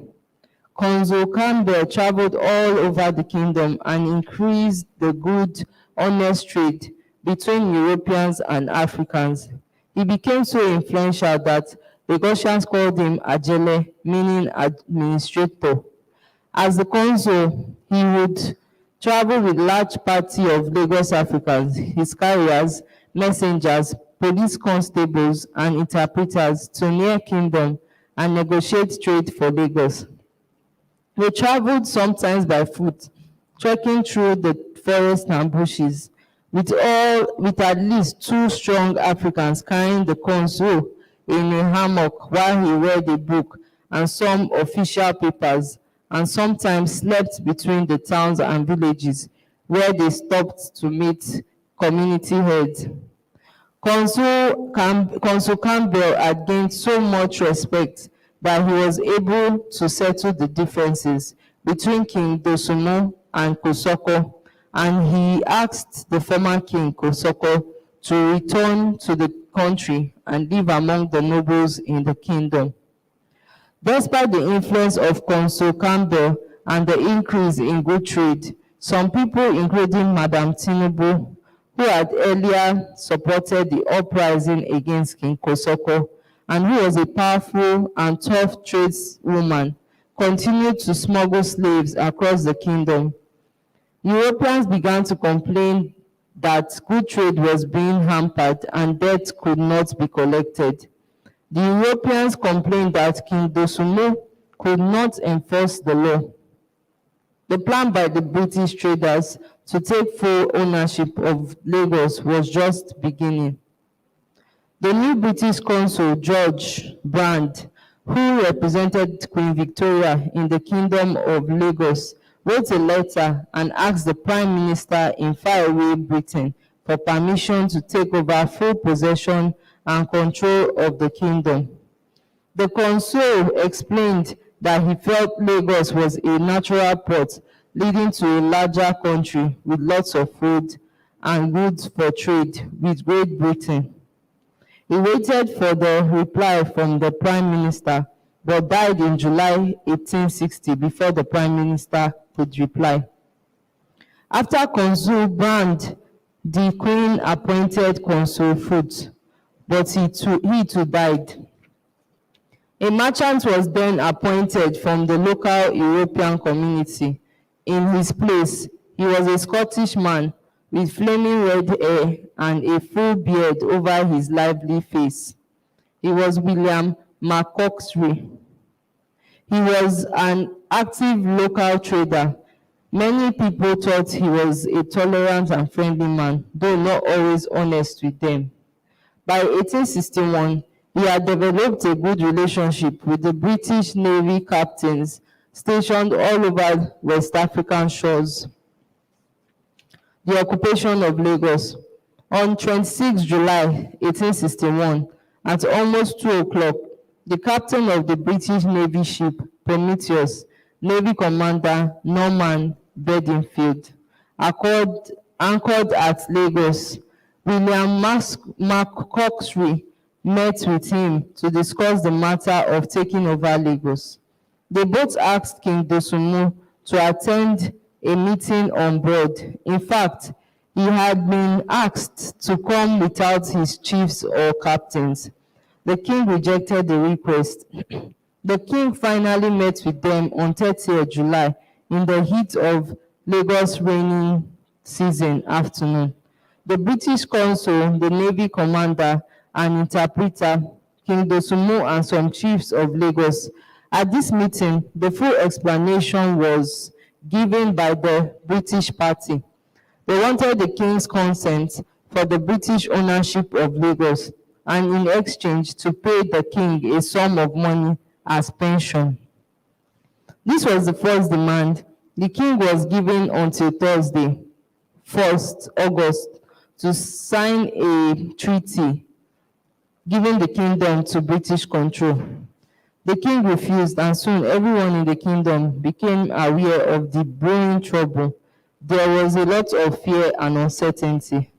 On 1st August, the day set for the demand, Consul McCoxry, Commander Bedingfield, and the interpreter went to the king's palace to receive his response. Again, the king flatly refused to sign the document that would give up his country. The king asked to see a copy of the authority from the British Queen to take his kingdom. Neither Consul McCoxry nor Commander Bedingfield produced any papers. Instead, they warned the king and his chiefs there would be great disturbance in the kingdom. When no response came on 3rd August, 2 British brass gunboats and many well-armed Royal Marines were camped at the pier opposite the king's palace. Finally, the king asked to see Consul McCoxtree and other European merchants without any naval officers, including Commander Bedingfield, to discuss the matter.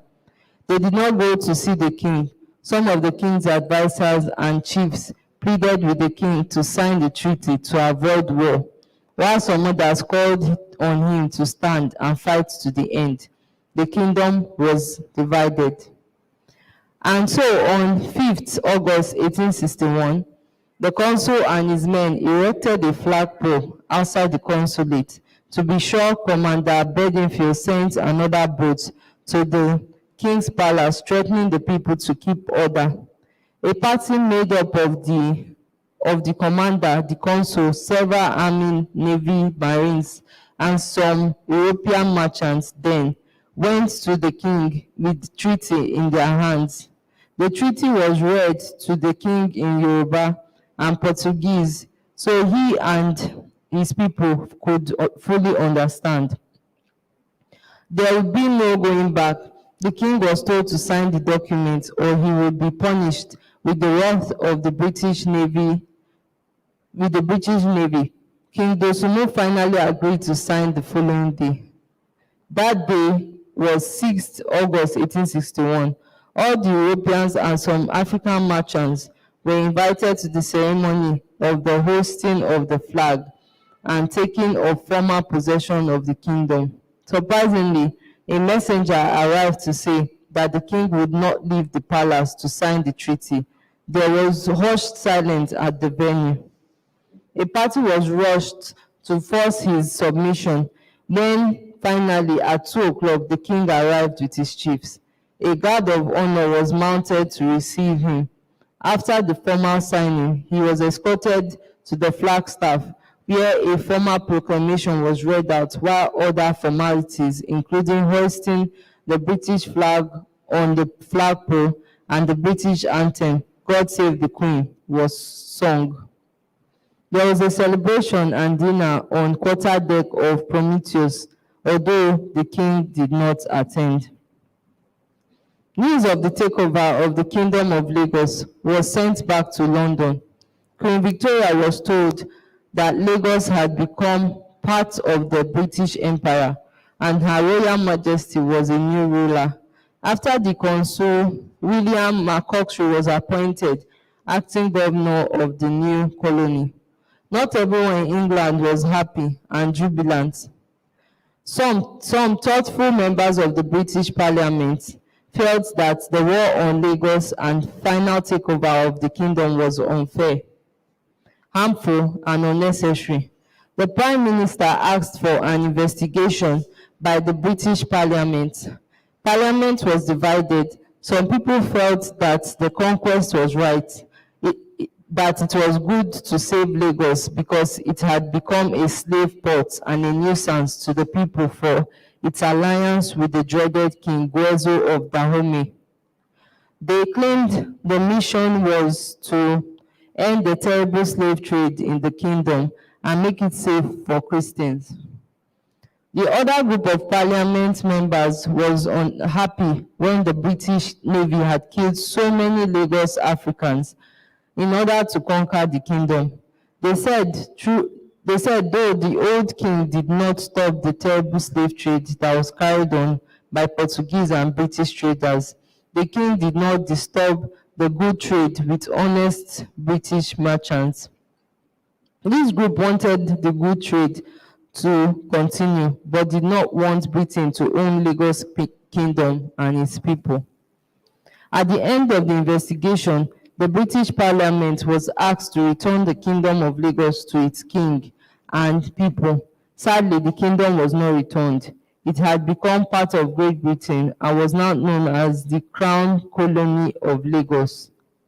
The old king would no longer be its ruler, now that the kingdom was occupied and controlled by the Queen of Great British Empire. The new governor appointed was John Hawley Glover. He was a very popular and considerate administrator. He was able to finally persuade the former King Kosoko to return to Lagos in order to make the people happy.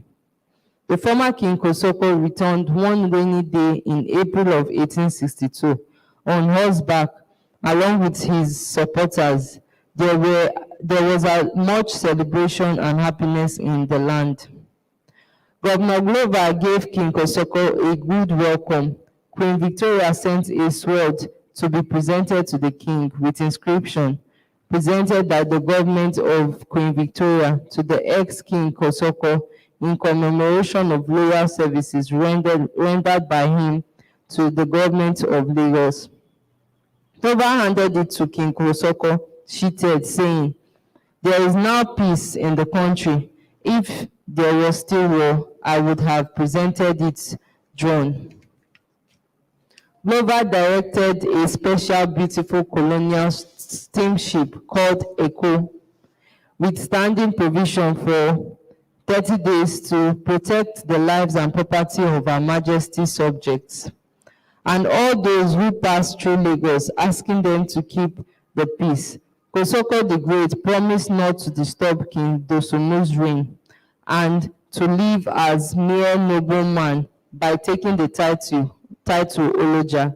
He kept his promise and lived peacefully till his death in 1872. By this time, the practice of marking special occasions, particularly the deaths of great men of Lagos, with the honor of the Eyo Festival play, also known as Adamo Orisha, had developed. The tall Eyo dance masquerades were believed to escort a departed king to the next life and sometimes welcome a new king.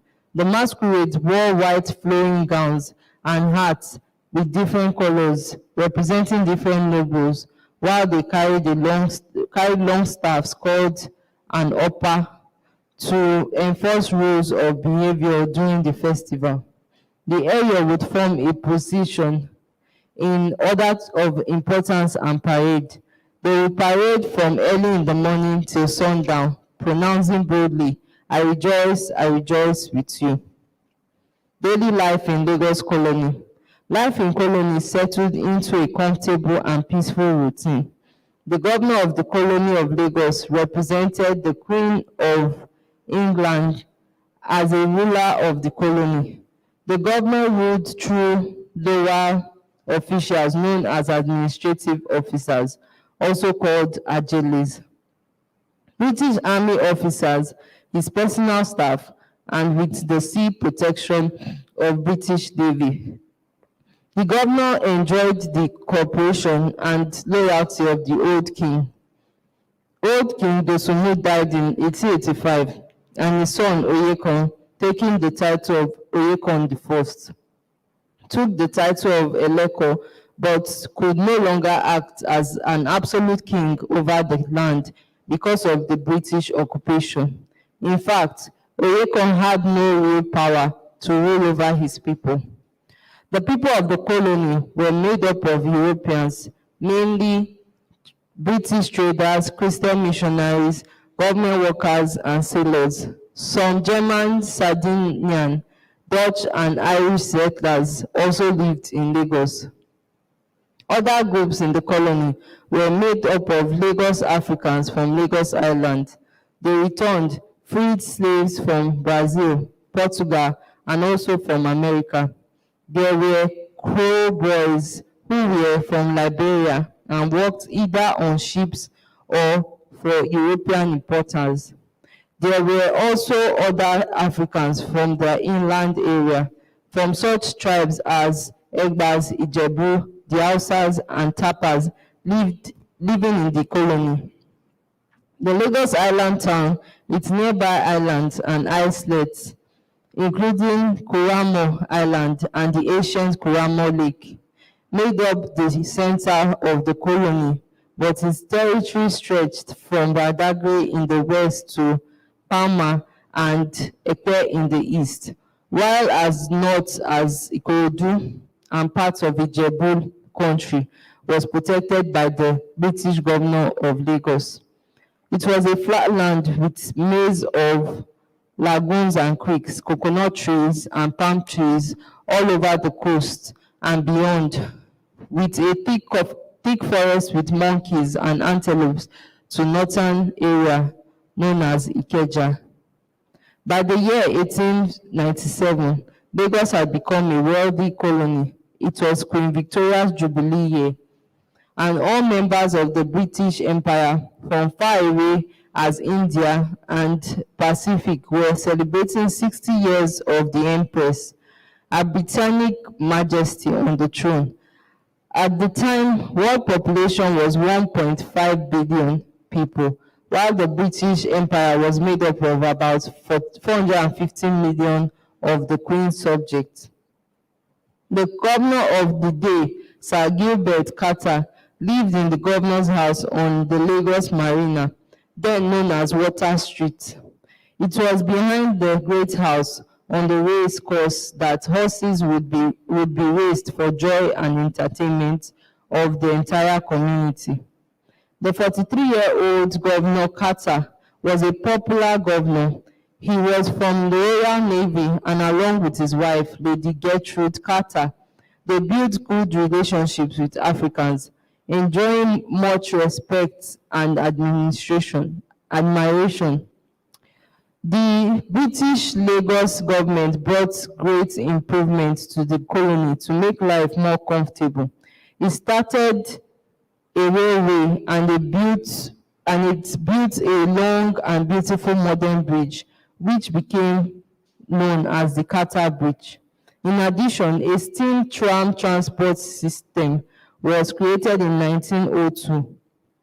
The British and Lagos African workers built it together from the tax and exports of the colony. They built good roads and started new schools, teaching Christianity. Some local people built mosques as well. Along with Lagos steam tram service, the people also used horse and carriage, donkey and carts, with a few motor cars. The British built an electric power service, bringing in electric lights and a water system. The Lagos tram service.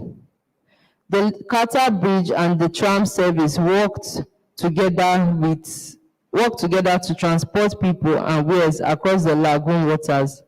The service was called the Lagos Government Railway, LGR. The trams had 5 carriages for passengers to travel around the colony of Okokomaiko to Louis Street, past the cemetery, past Cow Lane, and would go next to Glover Street, named after the well-known governor of that name, Governor Captain John Glover. It would then go past Oke-Opopo and Popo Aguda, known already at this time as the residents of Imaro and Emancipados, returning freed Brazilian slaves. The next stop was Faji Market, named after the only female among the Ashogbon chiefs of Lagos, and then on the Ereko Market, then the Balogo Market, the old post office and the bank, always allowing passengers to hop on and off as it crossed Broad Street and Balogun Street. The tram service was indeed very popular. A new way of life, no more drums.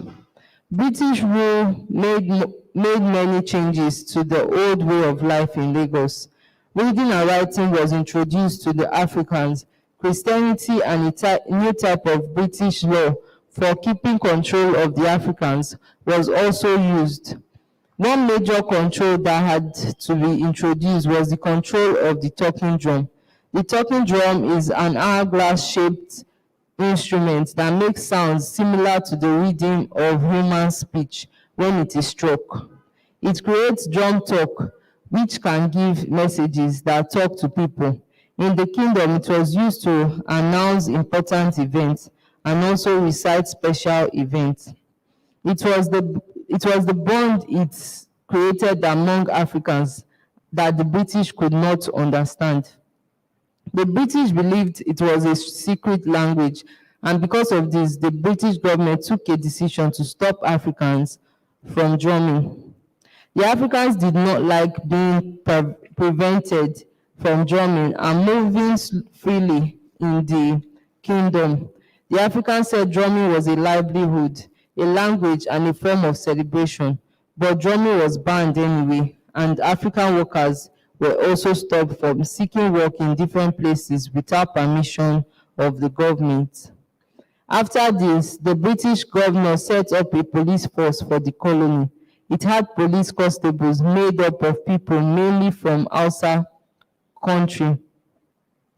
They were fiercely strict and loyal to the British rulers. The police enforced the drumming ban and created a prison for the Africans.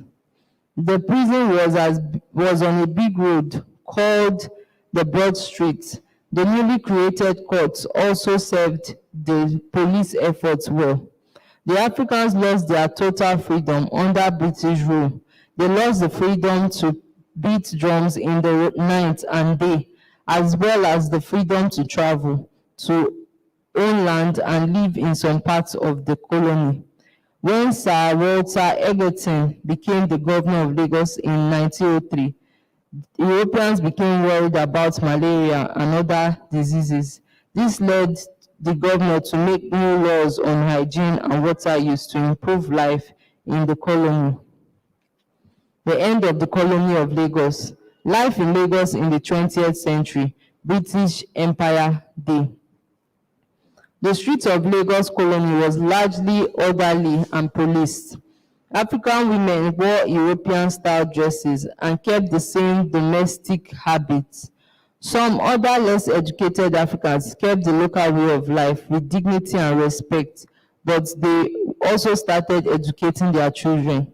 The Christian mission started schools for the Africans, mosques, and had already been built for Muslim worship.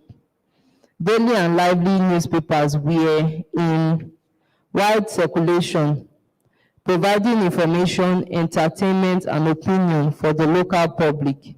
The European colonists and the Lagos Africans had become symbols of cooperation in developing the colony. Hospitals, hotels, clubs, societies, and a botanical garden dotted the colony, as well as merchants, shops selling palm kernel, ivory, and cotton. The prominent people were the Ekos, descendants of Africans who had lived in Lagos for hundreds of years, and the Sao, returned slaves and emigrants from neighboring Sierra Leone. They were educated people who were mainly employed in low-level public service jobs. The descendants of freed Brazilian slaves who were masons and skilled artisans, and the neighboring tribesmen who came to trade and settle. The people developed pride in the flag of the Crown Colony of Lagos and the Old King, so much that on May 1905, the first British Empire Day was celebrated only 1 year after its emergence as the commemorative day. Empire Day was made to remind children of the glorious achievements of the British Empire and its collective identity, ensuring greater unity between Europeans and Lagos Africans.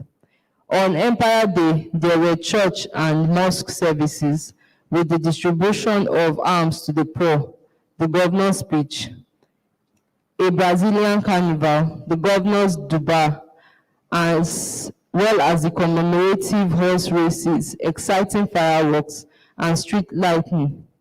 A grand ball at the Glover Memorial Hall and sports competitions. There were assorted treats for children, cakes, buns, pudding, and sweets. There was a music competition for ladies, both European and African, with the winners receiving prizes.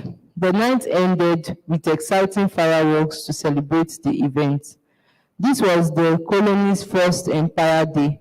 It was later to be known as Nigerian Empire Day and was witnessed by all leaders of the society.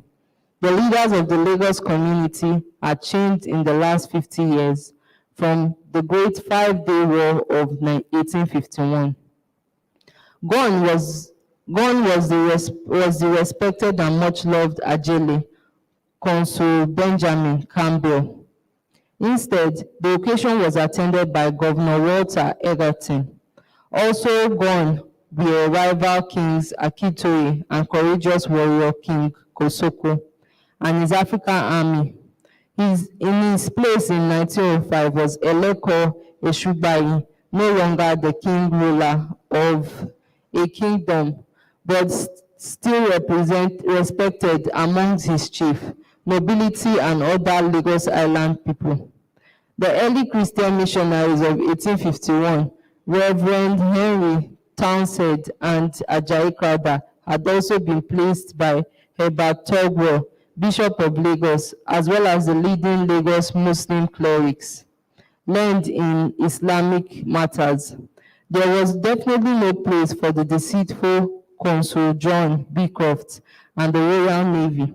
The colony had on its own standing army with an African regime in waiting. 1905 was a far cry from the old Lagos kingdom.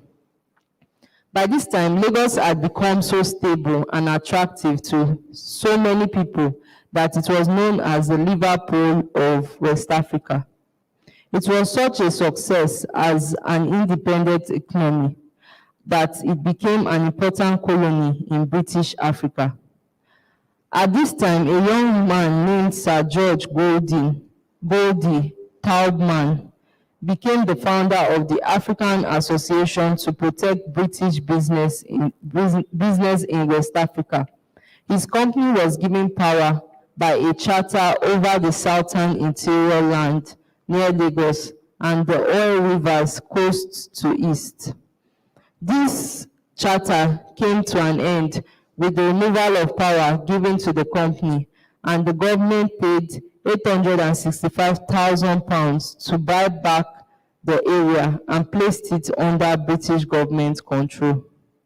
The area to the north of the Great River Niger was also under British control. The man in charge was Sir Frederick Lugard, and he took control of the company's administration at the end of December 1899.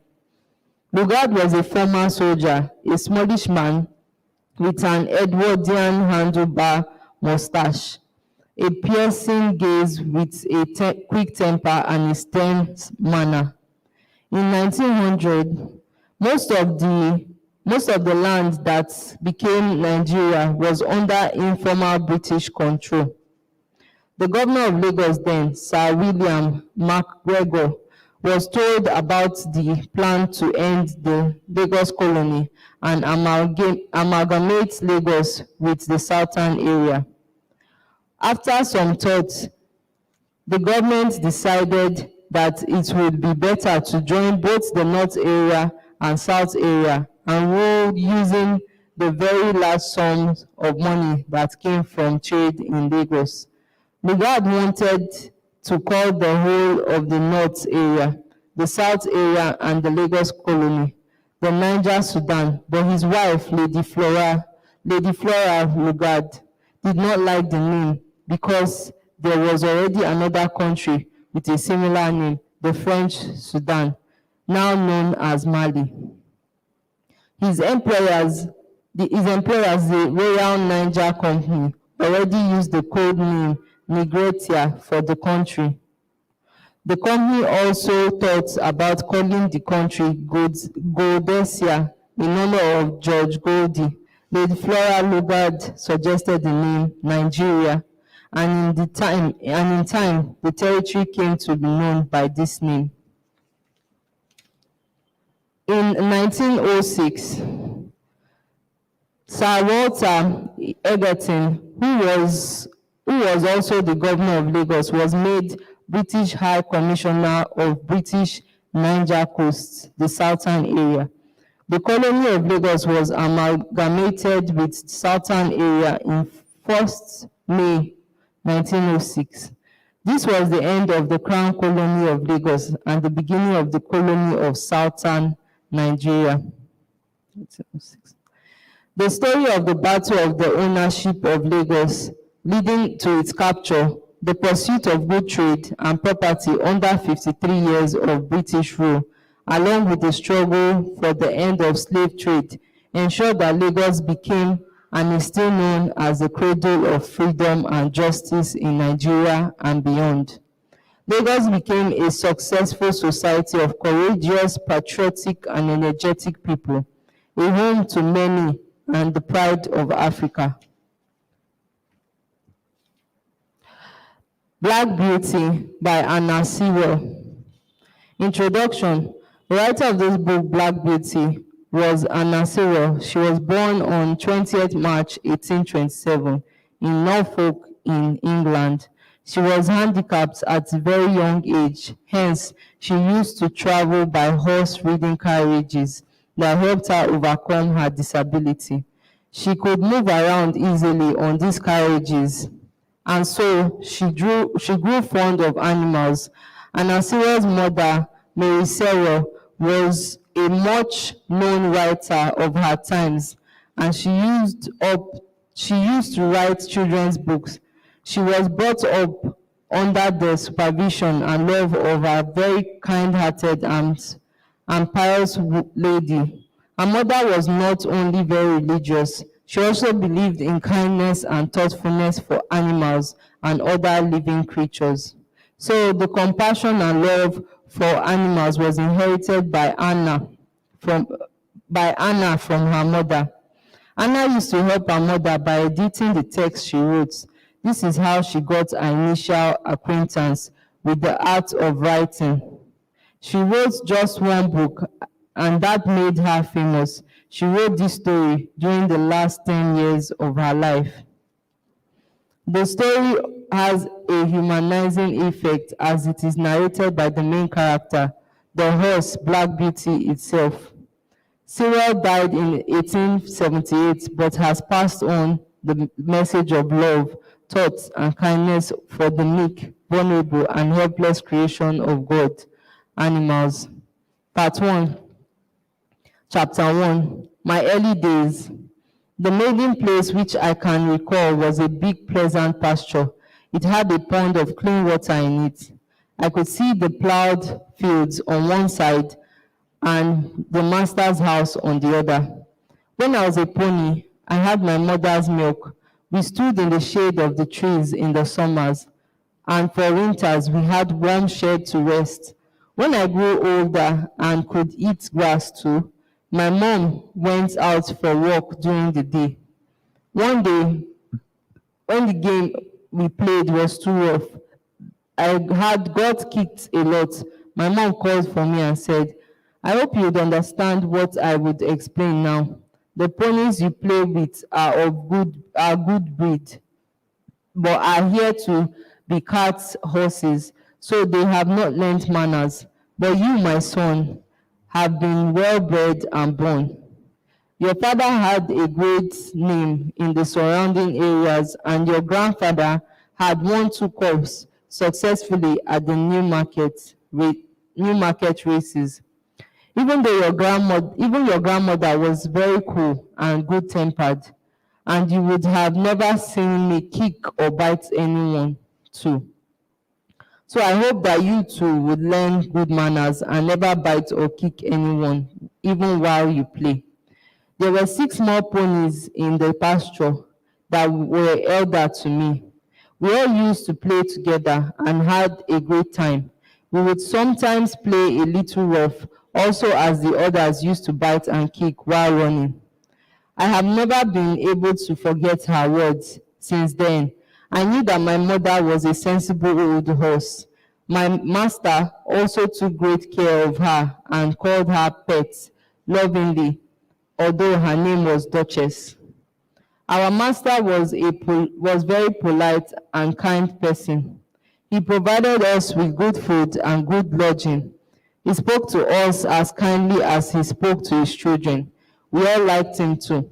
Whenever my mother saw him standing at the gate, she would neigh with joy and run up to him. He would in turn pat and stroke her, saying, "Well, pet, how is your little darky?" He called, he called me by this name, and as I was dull and black. He would then give me a piece of tasty bread and sometimes brought a carrot for my mother too. All horses would come to him, but we were his favorites. He always rode on my mother's back to the town on a market day. There was a boy called Dick who used to pluck blackberries from our edge. After having a stomach full, he would throw stones and sticks at us to make us gallop and have fun seeing us do this. We did not mind it, but the stones he threw would sometimes hit and hurt us badly. One day, when Dick was doing what he did usually, unaware of his master's presence, he was caught by him. Master boxed him so hard on the ear that he roared in pain. We also saw the master and went near to watch what was happening. Master said to him, "You are a bad boy. It's not good to chase small ponies. Take your money and leave the farm right now." And now there was just old Daniel to look after us. He too was as gentle as our master, and hence from then we did not face any problem. I was not even two when something happened which I cannot forget. In the spring, when there was some frost in the night and the woods and pastures were bit misty, I and the others were grazing in the lower parts of the pasture. We heard some sounds which sounded like dogs.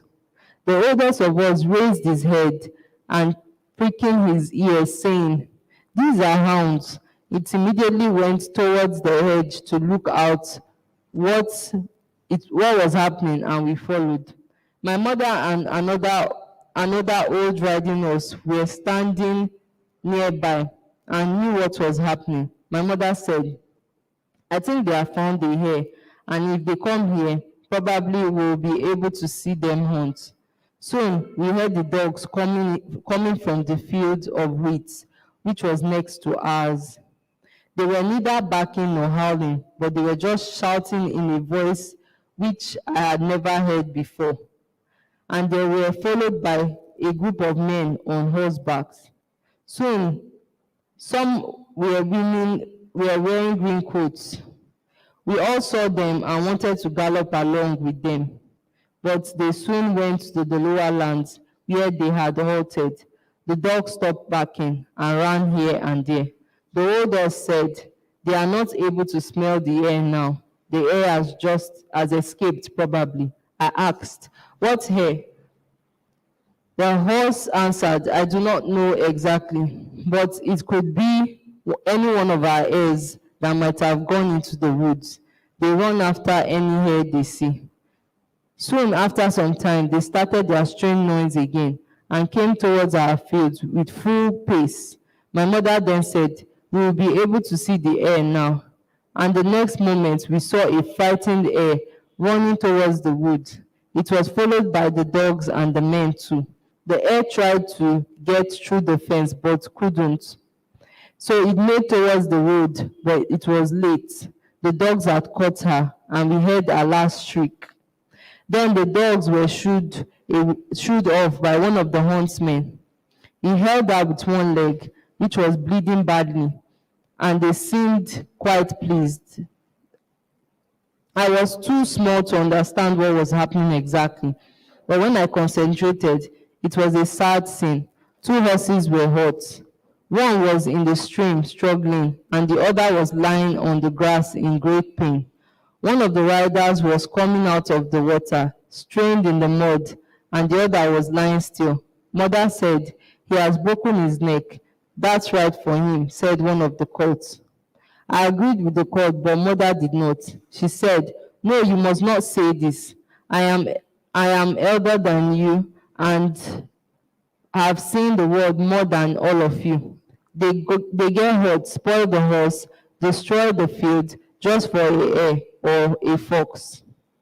They can get the same easily by other means too. but we are only horses and cannot reason the same. We looked at her while she was explaining to us. We saw many of the riders go to the man lying still on the ground. Master went to him first and tried to pick him up, but his head fell back and his arms were hanging. Everyone was silent then, even the dogs. They carried him to our master's house. His name was George Gordon, the only son of the square. He was tall, young, and the pride of his family. Thereafter, they were all riding here and there in all directions. When Mr. Bond, the farrier, came to look at the horse that was groaning on the grass, he shook his head and felt all over his body. Then he found that one of its legs was broken. Someone ran to our master's house and brought a gun. We then heard a loud shot and a painful cry. Thereafter, the horse did not move and lay still forever. My mother was very upset and said that she knew the horse and that his name was Rob Roy. After a few days, the church bell was heard, and it went on and on for a long time. We looked over the edge and saw a long black coach covered with black cloths, which was drawn by black horses. It was soon followed by some similar-looking coaches.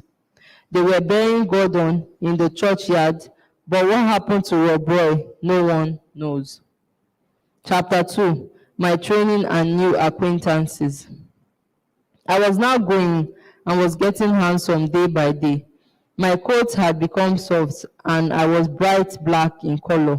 One of my feet was white and I had a white star on my forehead. I was the most handsome of all, and my master had decided to sell me only after I had attained the age of 4. He used to say that lads need to walk like men and sand ponies need to walk like horses. When I was 4, Squire Gordon came to see me. He examined my eyes, mouth, legs, and felt all over my body. I had to walk and run in front of him, and he liked me. He said, once he is well broken, he will perform well. My master replied, I'll break it myself. He started with the next very day. Before we go further, I will describe what breaking in means. This means that the horse should be able to carry the saddle and people on his back and follow their instructions quietly. Besides the above things, the horse should learn to stand still while he is made to wear a collar, a crupper, and a breeching. He must also be ready to get fixed with a cart behind and walk fast or slow as per the instruction of the cartsman. It cannot lie down when tired and cannot desire food when hungry unless his master cares to do so. In total, the horse was neither will nor desire. It has to learn to walk as per his master's will. I was used to a halter and a headstall and could walk in the streets quietly, but the bit and bridle were really annoying. Master gave me some oats, but had to conjure me a lot to have the bit into my mouth and the bridle fixed. One cannot imagine how it feels when the cold, big, hard piece of steel is pushed into my mouth and over the tongue. It gets joined with straps around the head and throat, round the nose and under the chin. It was very bad, really. At least I thought and felt so. What if the master feeds us with good food, treats us and pats and nice, gentle words? It is we, the horses, who have to wear the bit and bridle. Then came the turn of the saddle, and it was as bad as the bit and bridle. Master put the saddle on my back very softly, and Daniel held my head. Then they tied it under my body and patted me while doing so. I was then fed with some oats, and then they took me for a small walk. After practice for a few days, the master rode on my back on the soft grass of the pasture. It felt weird in the beginning, but later on, I felt proud carrying master on my back. And later on, I was comfortable. Then the next thing, which too was very uncomfortable, was the iron shoe. They seemed too hard in the starting, and master accompanied me to the smith so that I do not get hurt or frightened.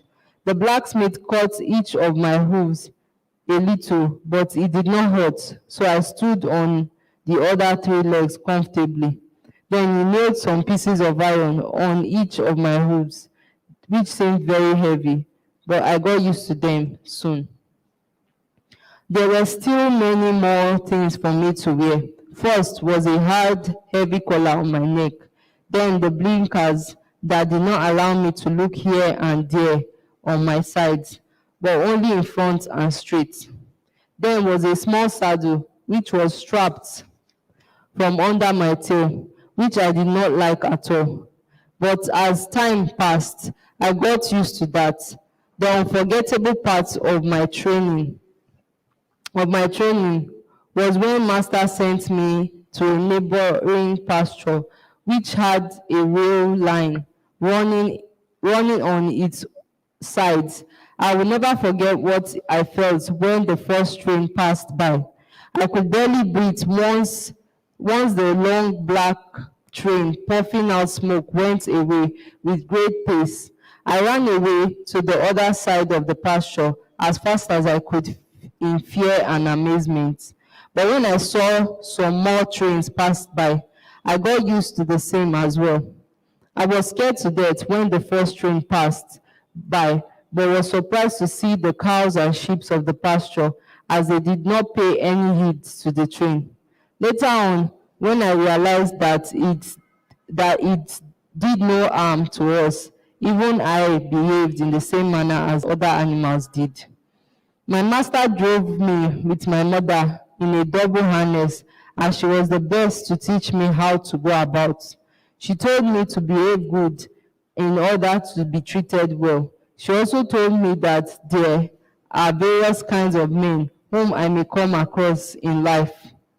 They can be good and thoughtful as the master, or can be cruel as well. I hope you get a good master, but a horse cannot know who his master will be. But still, you should always do your best and keep the name of your parents up in high esteem. I was trained properly. I used to stand in my stable when my hair was brushed every day until they shine like a rook's wing. In early May, there came a man and took me to the square place. Before leaving, my master said, goodbye, Daki. Be a good horse and do your best. I could not reply, but I put my nose on his hand and he patted me gently. I left my first home, but now let me tell you something of my new home, where I lived for a few years. The squirrel's house was on the outskirts of the village Brentwick. It had a large gate and a lodge at the entrance, and then, walking by the smooth road between the huge trees, there was the house and another gate. There were orchards and many stables. The stable I was taken to was a big, airy place and had a huge window which opened in the yard. There were 4 big stalls in that stable. The first stall was the largest of all. It had a low rack for hay and a long manger for corn. This stall was called the loose box. This means that horse which stays inside the stall is not tied. It has the liberty to move around freely, but only behind the small wooden gate as its boundary. I was put in this fine, airy, and clean box. I was happy in the box, as its sides were not very high, and I could see through the iron rails from the top of the sides easily. The man gave me some oats and patted me softly, saying a few kind words, went away. After eating my corn, I looked around and saw a little fat gray-colored pony in the adjacent stall. I raised my head to say and said to it, "How are you? What's your name?" He turned round and answered me, I am Mary Legs. I carry young ladies on my back and sometimes our mistress too. They think about me a lot, and so does James. Will you be living next to my box? I replied, yes. Then he said, I hope you are good-tempered as I do not like the ones who bite. At the same moment, a horse from the store behind me looked over. It was a tall mare and was chestnut in color with a long neck. She looked at me and said, oh, it's you, because of whom I have been shifted from that store. It's very strange to shift a lady out due to a small cult like you. I was taken aback, and so I said, lady, it's not me who had turned you out. The man who brought me here had tied me in this store, and I do not know anything else. As far as you are calling me a cult, I am 4 years old now, and I'm a grown-up horse. I have never had an argument with any horse or mare as yet, nor do I want to. I just want to live in peace. She replied, all right, we shall see. And even I do not want to argue with a young one like you. But I did not reply. She went out in the afternoon, and Mary Legs told me about her. It said, listen, she has a bad habit of biting, and hence she's called Ginger. When she was in the loose box, she had beat James in the arm so badly that he started bleeding. This made Miss Flora and Miss Jessie come to me. They liked me and brought an apple and carrots and even a piece of bread for me when they came to the stable to meet me. But now they are afraid. I hope you don't bite so that they can come here again. I told him I had not beaten anything except grass, hay, and corn. Then I asked, what pleasure does Ginger get in biting? It replied, no, she does not find any pleasure biting people, but it is just a bad habit. As per Ginger, she was never treated kindly, so she bites. Even I agree that it is a bad habit, but she may have been treated very badly before coming here.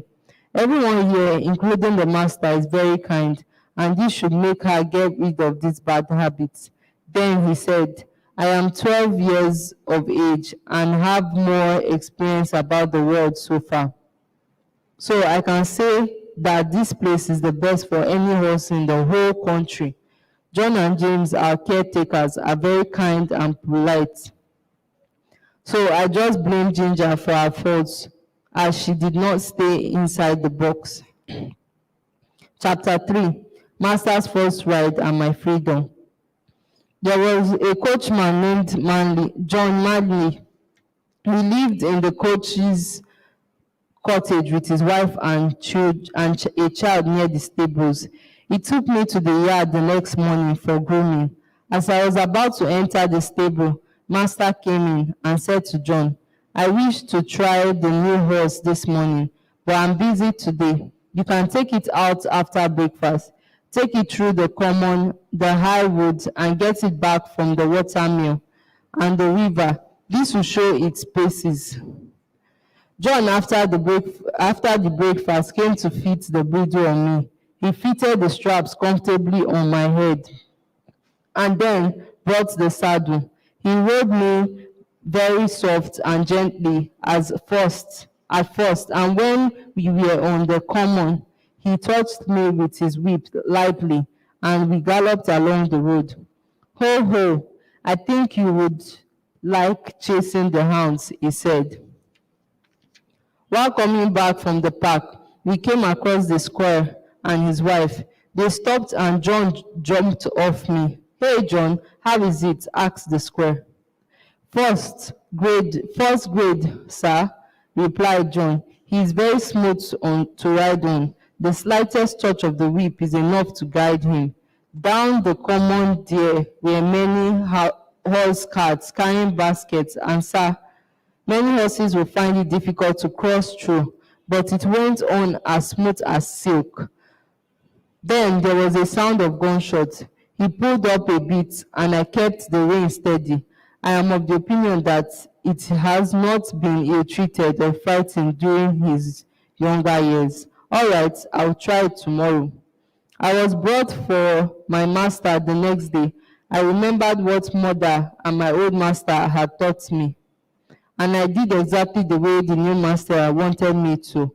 I found that the new master was very thoughtful about horse he was riding. Reaching home, he saw his wife at the door. She asked, "How is the horse?" It's exactly what John had described it to be. "What shall we call it?" Master asked. "Would you like to call it Ebony?" asked the lady. "No, not Ebony," Master replied. "So let's call it Blackbird, like your uncle's old horse." "No, he's far more handsome than Blackbird." "Yes, you are right. It's quite a beauty. Good-tempered, sweet-faced, fine eyes, and intelligent too. What if you called it Black Beauty?" "Yes, perfect." And so I was christened as Black Beauty. When John met James in the stable, he told him that the master had named me Black Beauty.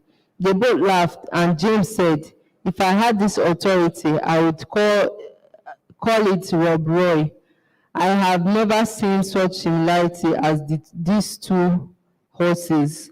No wonder they both have the same mother. Farmer Gray's old Duchess is their mother, John replied. "I did not know Rob Roy was my brother who was killed at the hunt. Now I realize why mother was so upset when they shot Rob." John was very fond of me. He would brush my mane and tail as smooth as a lady's hair, and even talk to me with a great deal. Although I did not understand him altogether, but somehow I also started liking him. He used to clean me very gently and was able to identify the places where I would feel ticklish and the tender places. He would clean my head and eyes as his own and never treated me with a bad temper. James Howard, the stable boy, who was also very gentle. There was another helper in the yard, but he had very little interaction with me and Ginger. After a few days, I had to go with Ginger in a double carriage, and I was afraid of her behavior. But when we were tied together, she behaved well and did her work sincerely. I could not think of a better partner than her in a double harness. We both gelled well together. John never had to use his whip on us. I always stepped as per her steps, which was liked by the master and John too. After going out with her for 3-4 times, I felt comfortable with her. Marylegs and I also became good buddies. His cheerfulness and good temper had made him the favorite of all, especially Miss Flora and Jessie. They used to ride him about the orchard and play games with him and their dog, Frisky. Our master had 2 more horses that stood in another stable. One's name was Justice and was used for riding or for luggage carts. The other was Sir Oliver, who was very old but was the master's favorite. Master rode him in the park. Oliver and Marylegs were so soft that even a child could be trusted with them very easily. Justice was a good horse, and we had a chat in the paddock sometimes, but I was not as intimate with him as with Ginger. I was very happy with my new home and life. I had a good master, kind and gentle, caretakers, good food, and airy big stable. What else could I expect? Liberty or freedom. That was not my cup of tea. I had lived a free life for more than 3.5 years, and now I knew that I had to stand in the stable and move out only to serve master. With straps all over my body and a bit in my mouth, I had to follow orders for another 20 years without complaints or hassles. Whenever I was given light work, I used to exercise with John out in the garden and have a lot of fun. He also gave me the liberty to do as I wish. I galloped, jumped, and danced, but he always treated me with love and kindness. I had this freedom only on Sundays, as the carriages did not go out on Sundays because the church was near to the house. It seemed like a treat when we were allowed to roll over on the green grass or nibble it, lie down, or jump around. Moreover, we got time to chat standing under the cool shade of the huge chestnut tree. Chapter 4, Ginger's Childhood and Breaking In. One day, while standing in the shade with Ginger, I told her how I was brought up and my breaking in. She said, if I had the chance of upbringing the way you had, I would have been better tempered by now, but I do not think that could ever be possible. Why not? I replied. Because life for me was very different and very difficult. I was taken away by my mother as soon as I was weaned and put it with other colts that neither cared for me nor did I. The master was not as kind as yours. He did not ill-treat me, but was not caring. His concern was limited only to the point that we had food to eat and shelter in the winters. There was a footpath that ran along our field, and young boys used to throw stones at us to make us gallop. We had great fun when we were young, but the breaking in time was very bad for me. Many men caught me and closed me to a corner. There was one who caught me from my forelock, and other held my nose so tight that I could hardly breathe. The other then wrenched open my mouth and got the halter and the bar into my mouth. Thereafter, they dragged me with the halter hooting behind. This was my first experience of men's unkindness. They applied force and did not give me a chance to understand what they wanted. I also was well bred and had a great deal of spirit, but they shut me up for days and days. I longed for freedom. So even I troubled them a lot. There was no coaxing or kind words for me. There was only one old man called Ryder who could have treated me well, but he had left the whole business for his young son and another man. He only visited a short while. His son was tall, strong, and a sturdy man called Samson. He was as rude as his father was polite. He had cruel hands, cruel eyes, and harsh voice. He wanted to finish out all my spirits and convert me into a just and humble horseflesh. Horseflesh, this is what he wanted, said, and Ginger, stamping her feet, got angry at the very thought of Samson. She then started again. If I did not obey him, he would make me run hard until all my energy was exhausted. He drank a lot, and the more he drank, the worse it was for me. One day, he made me work very hard and left me lifeless for the night. Then, early next morning, he came to me again and worked me hard. After merely an hour's rest, he came to me again with a new bit and saddle. He had just mounted me on the training ground, and I did something which made him angry. He hit me hard with his whip. The new bit I wore was very painful, and I jumped up. This raised his anger even more, and he started beating me cruelly. Even I was very angry at his behavior, and we had a great tussle. I kicked and jumped as he beat me as hard as he could. My body was bleeding, but I kept on doing what I was doing, and finally threw him down from my back. I heard him fall on the ground and galloped to the other end of the pasture. From there, I saw him rising from the ground and going into the stable. I stood under the oak tree, but no one came to catch me. Time passed by and the sun was very hot. Flies came around and sat on my bleeding wounds. I was very hungry, and there was not even grass to feed upon.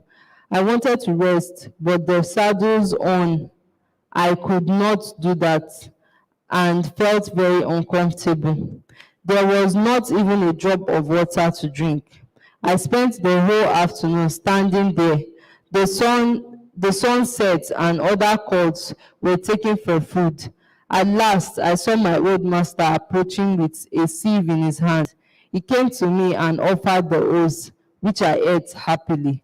He was at the same time stroking me and saying gentle words. Then, seeing my blood clots, he got very angry and holding my reins took me to the stable. At the door, Samson was standing, and so I snapped at him. Stand away. You have not done good to this court today. Stay out of our way, you bad-tempered man. You have still to learn our business.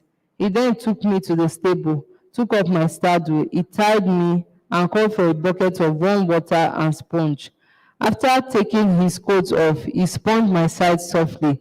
His voice made me comfortable, but the sides of my mouth were so badly broken that it was difficult for me to eat the hay.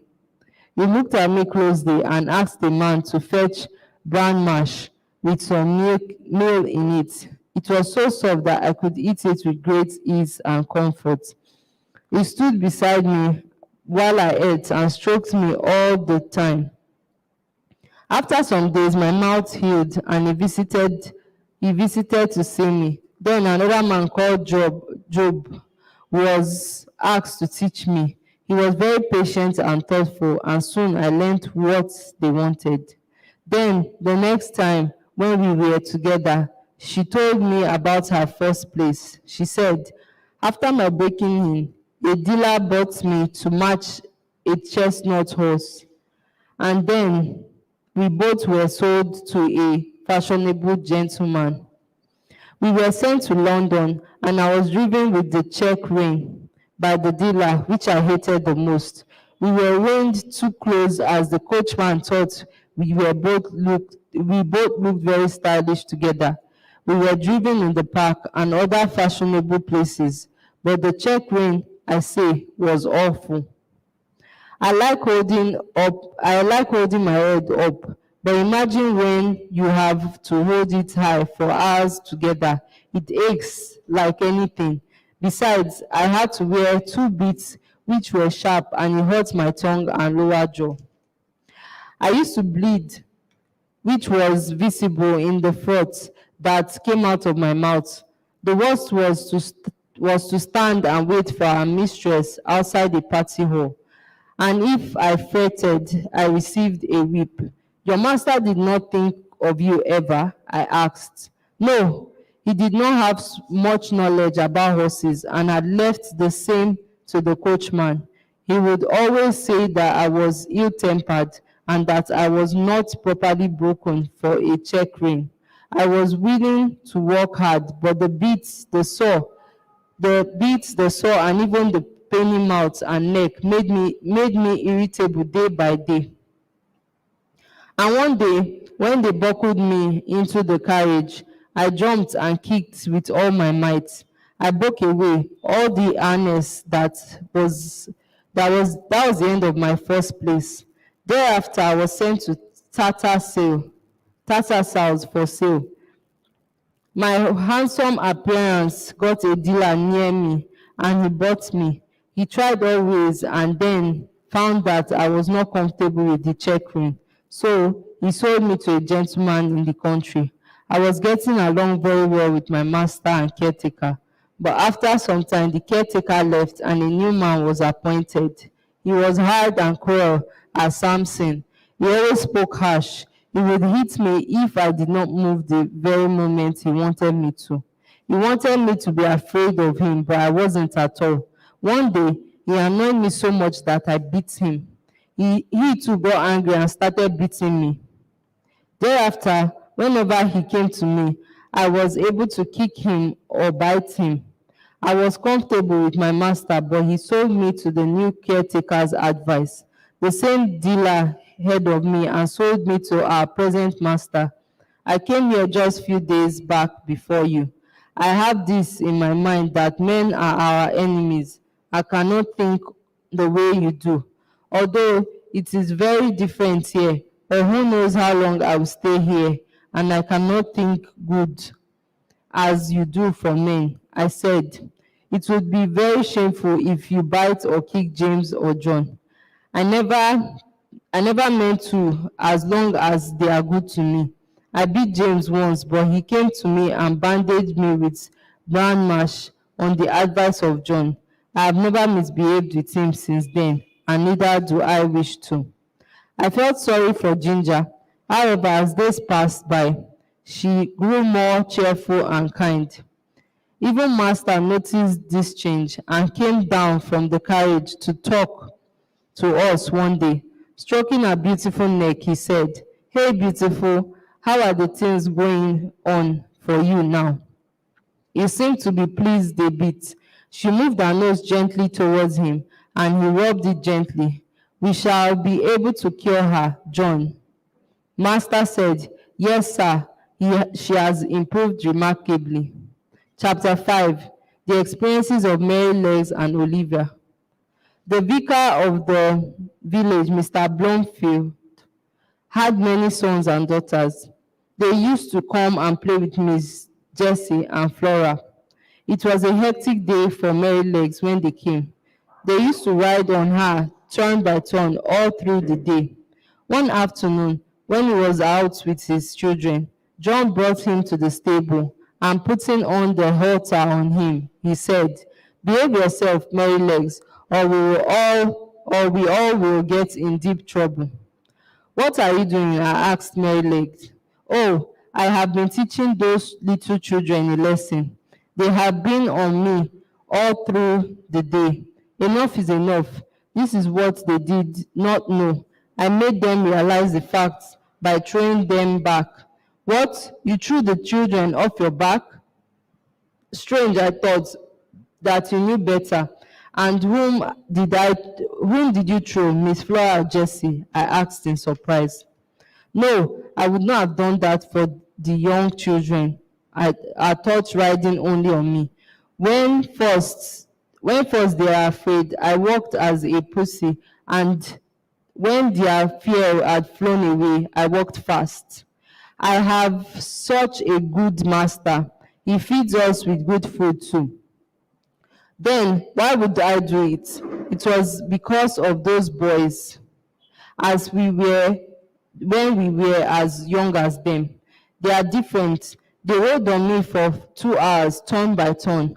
I too went on as they wanted me to. But each one of them broke a big hazel stick and used it on me as a whip. I took that even that in good spirits. But when I got tired, I stopped 2-3 times to give them a hint of my situation. But they kept on hitting me, and it got harder a little later. Then I slipped them off my back. They tried to mount on me again, but I laid them on the ground again. Then they brought me to John, who too got angry seeing the big sticks in their hands. He said that these big sticks do not suit young gentlemen like them. Ginger, hearing it, said, "Had I been in your place, I would have given them a good kick to teach a lesson for their life." Mary Legs replied, "There is no doubt about it, but I am not a fool to make Master or John ashamed of me. The other day, I had heard Master talk to Mrs. Bloomfield. He was saying that she need not worry about her children and that they are safe with me, as they are with her. He even said that he will not sell me for any amount of money. And do you think that I will break my master's trust just because of some young silly boys? A horse can never get a kind and nice house and people as we have. I do not mean to hurt you, but I feel that good places make good horses." Then he started again. "And what do you think if I would have taken to kicking? Would Master have kept me here? No, I would have been sold to people who never had a thought of the feelings of horses. They would have treated me as a slave and driven me till death. I hope that such day should never come in my life." Ginger and I had more racing blood in us than just being a regular carriage horse. Our height was such that we could be used for both the purposes, and our master did not want to show off using us. Instead, he wanted the horse to be active and useful. We had a great pleasure riding for a party. Master sat on Ginger, mistress on me, and the young ladies on Sir Oliver and Merrylegs.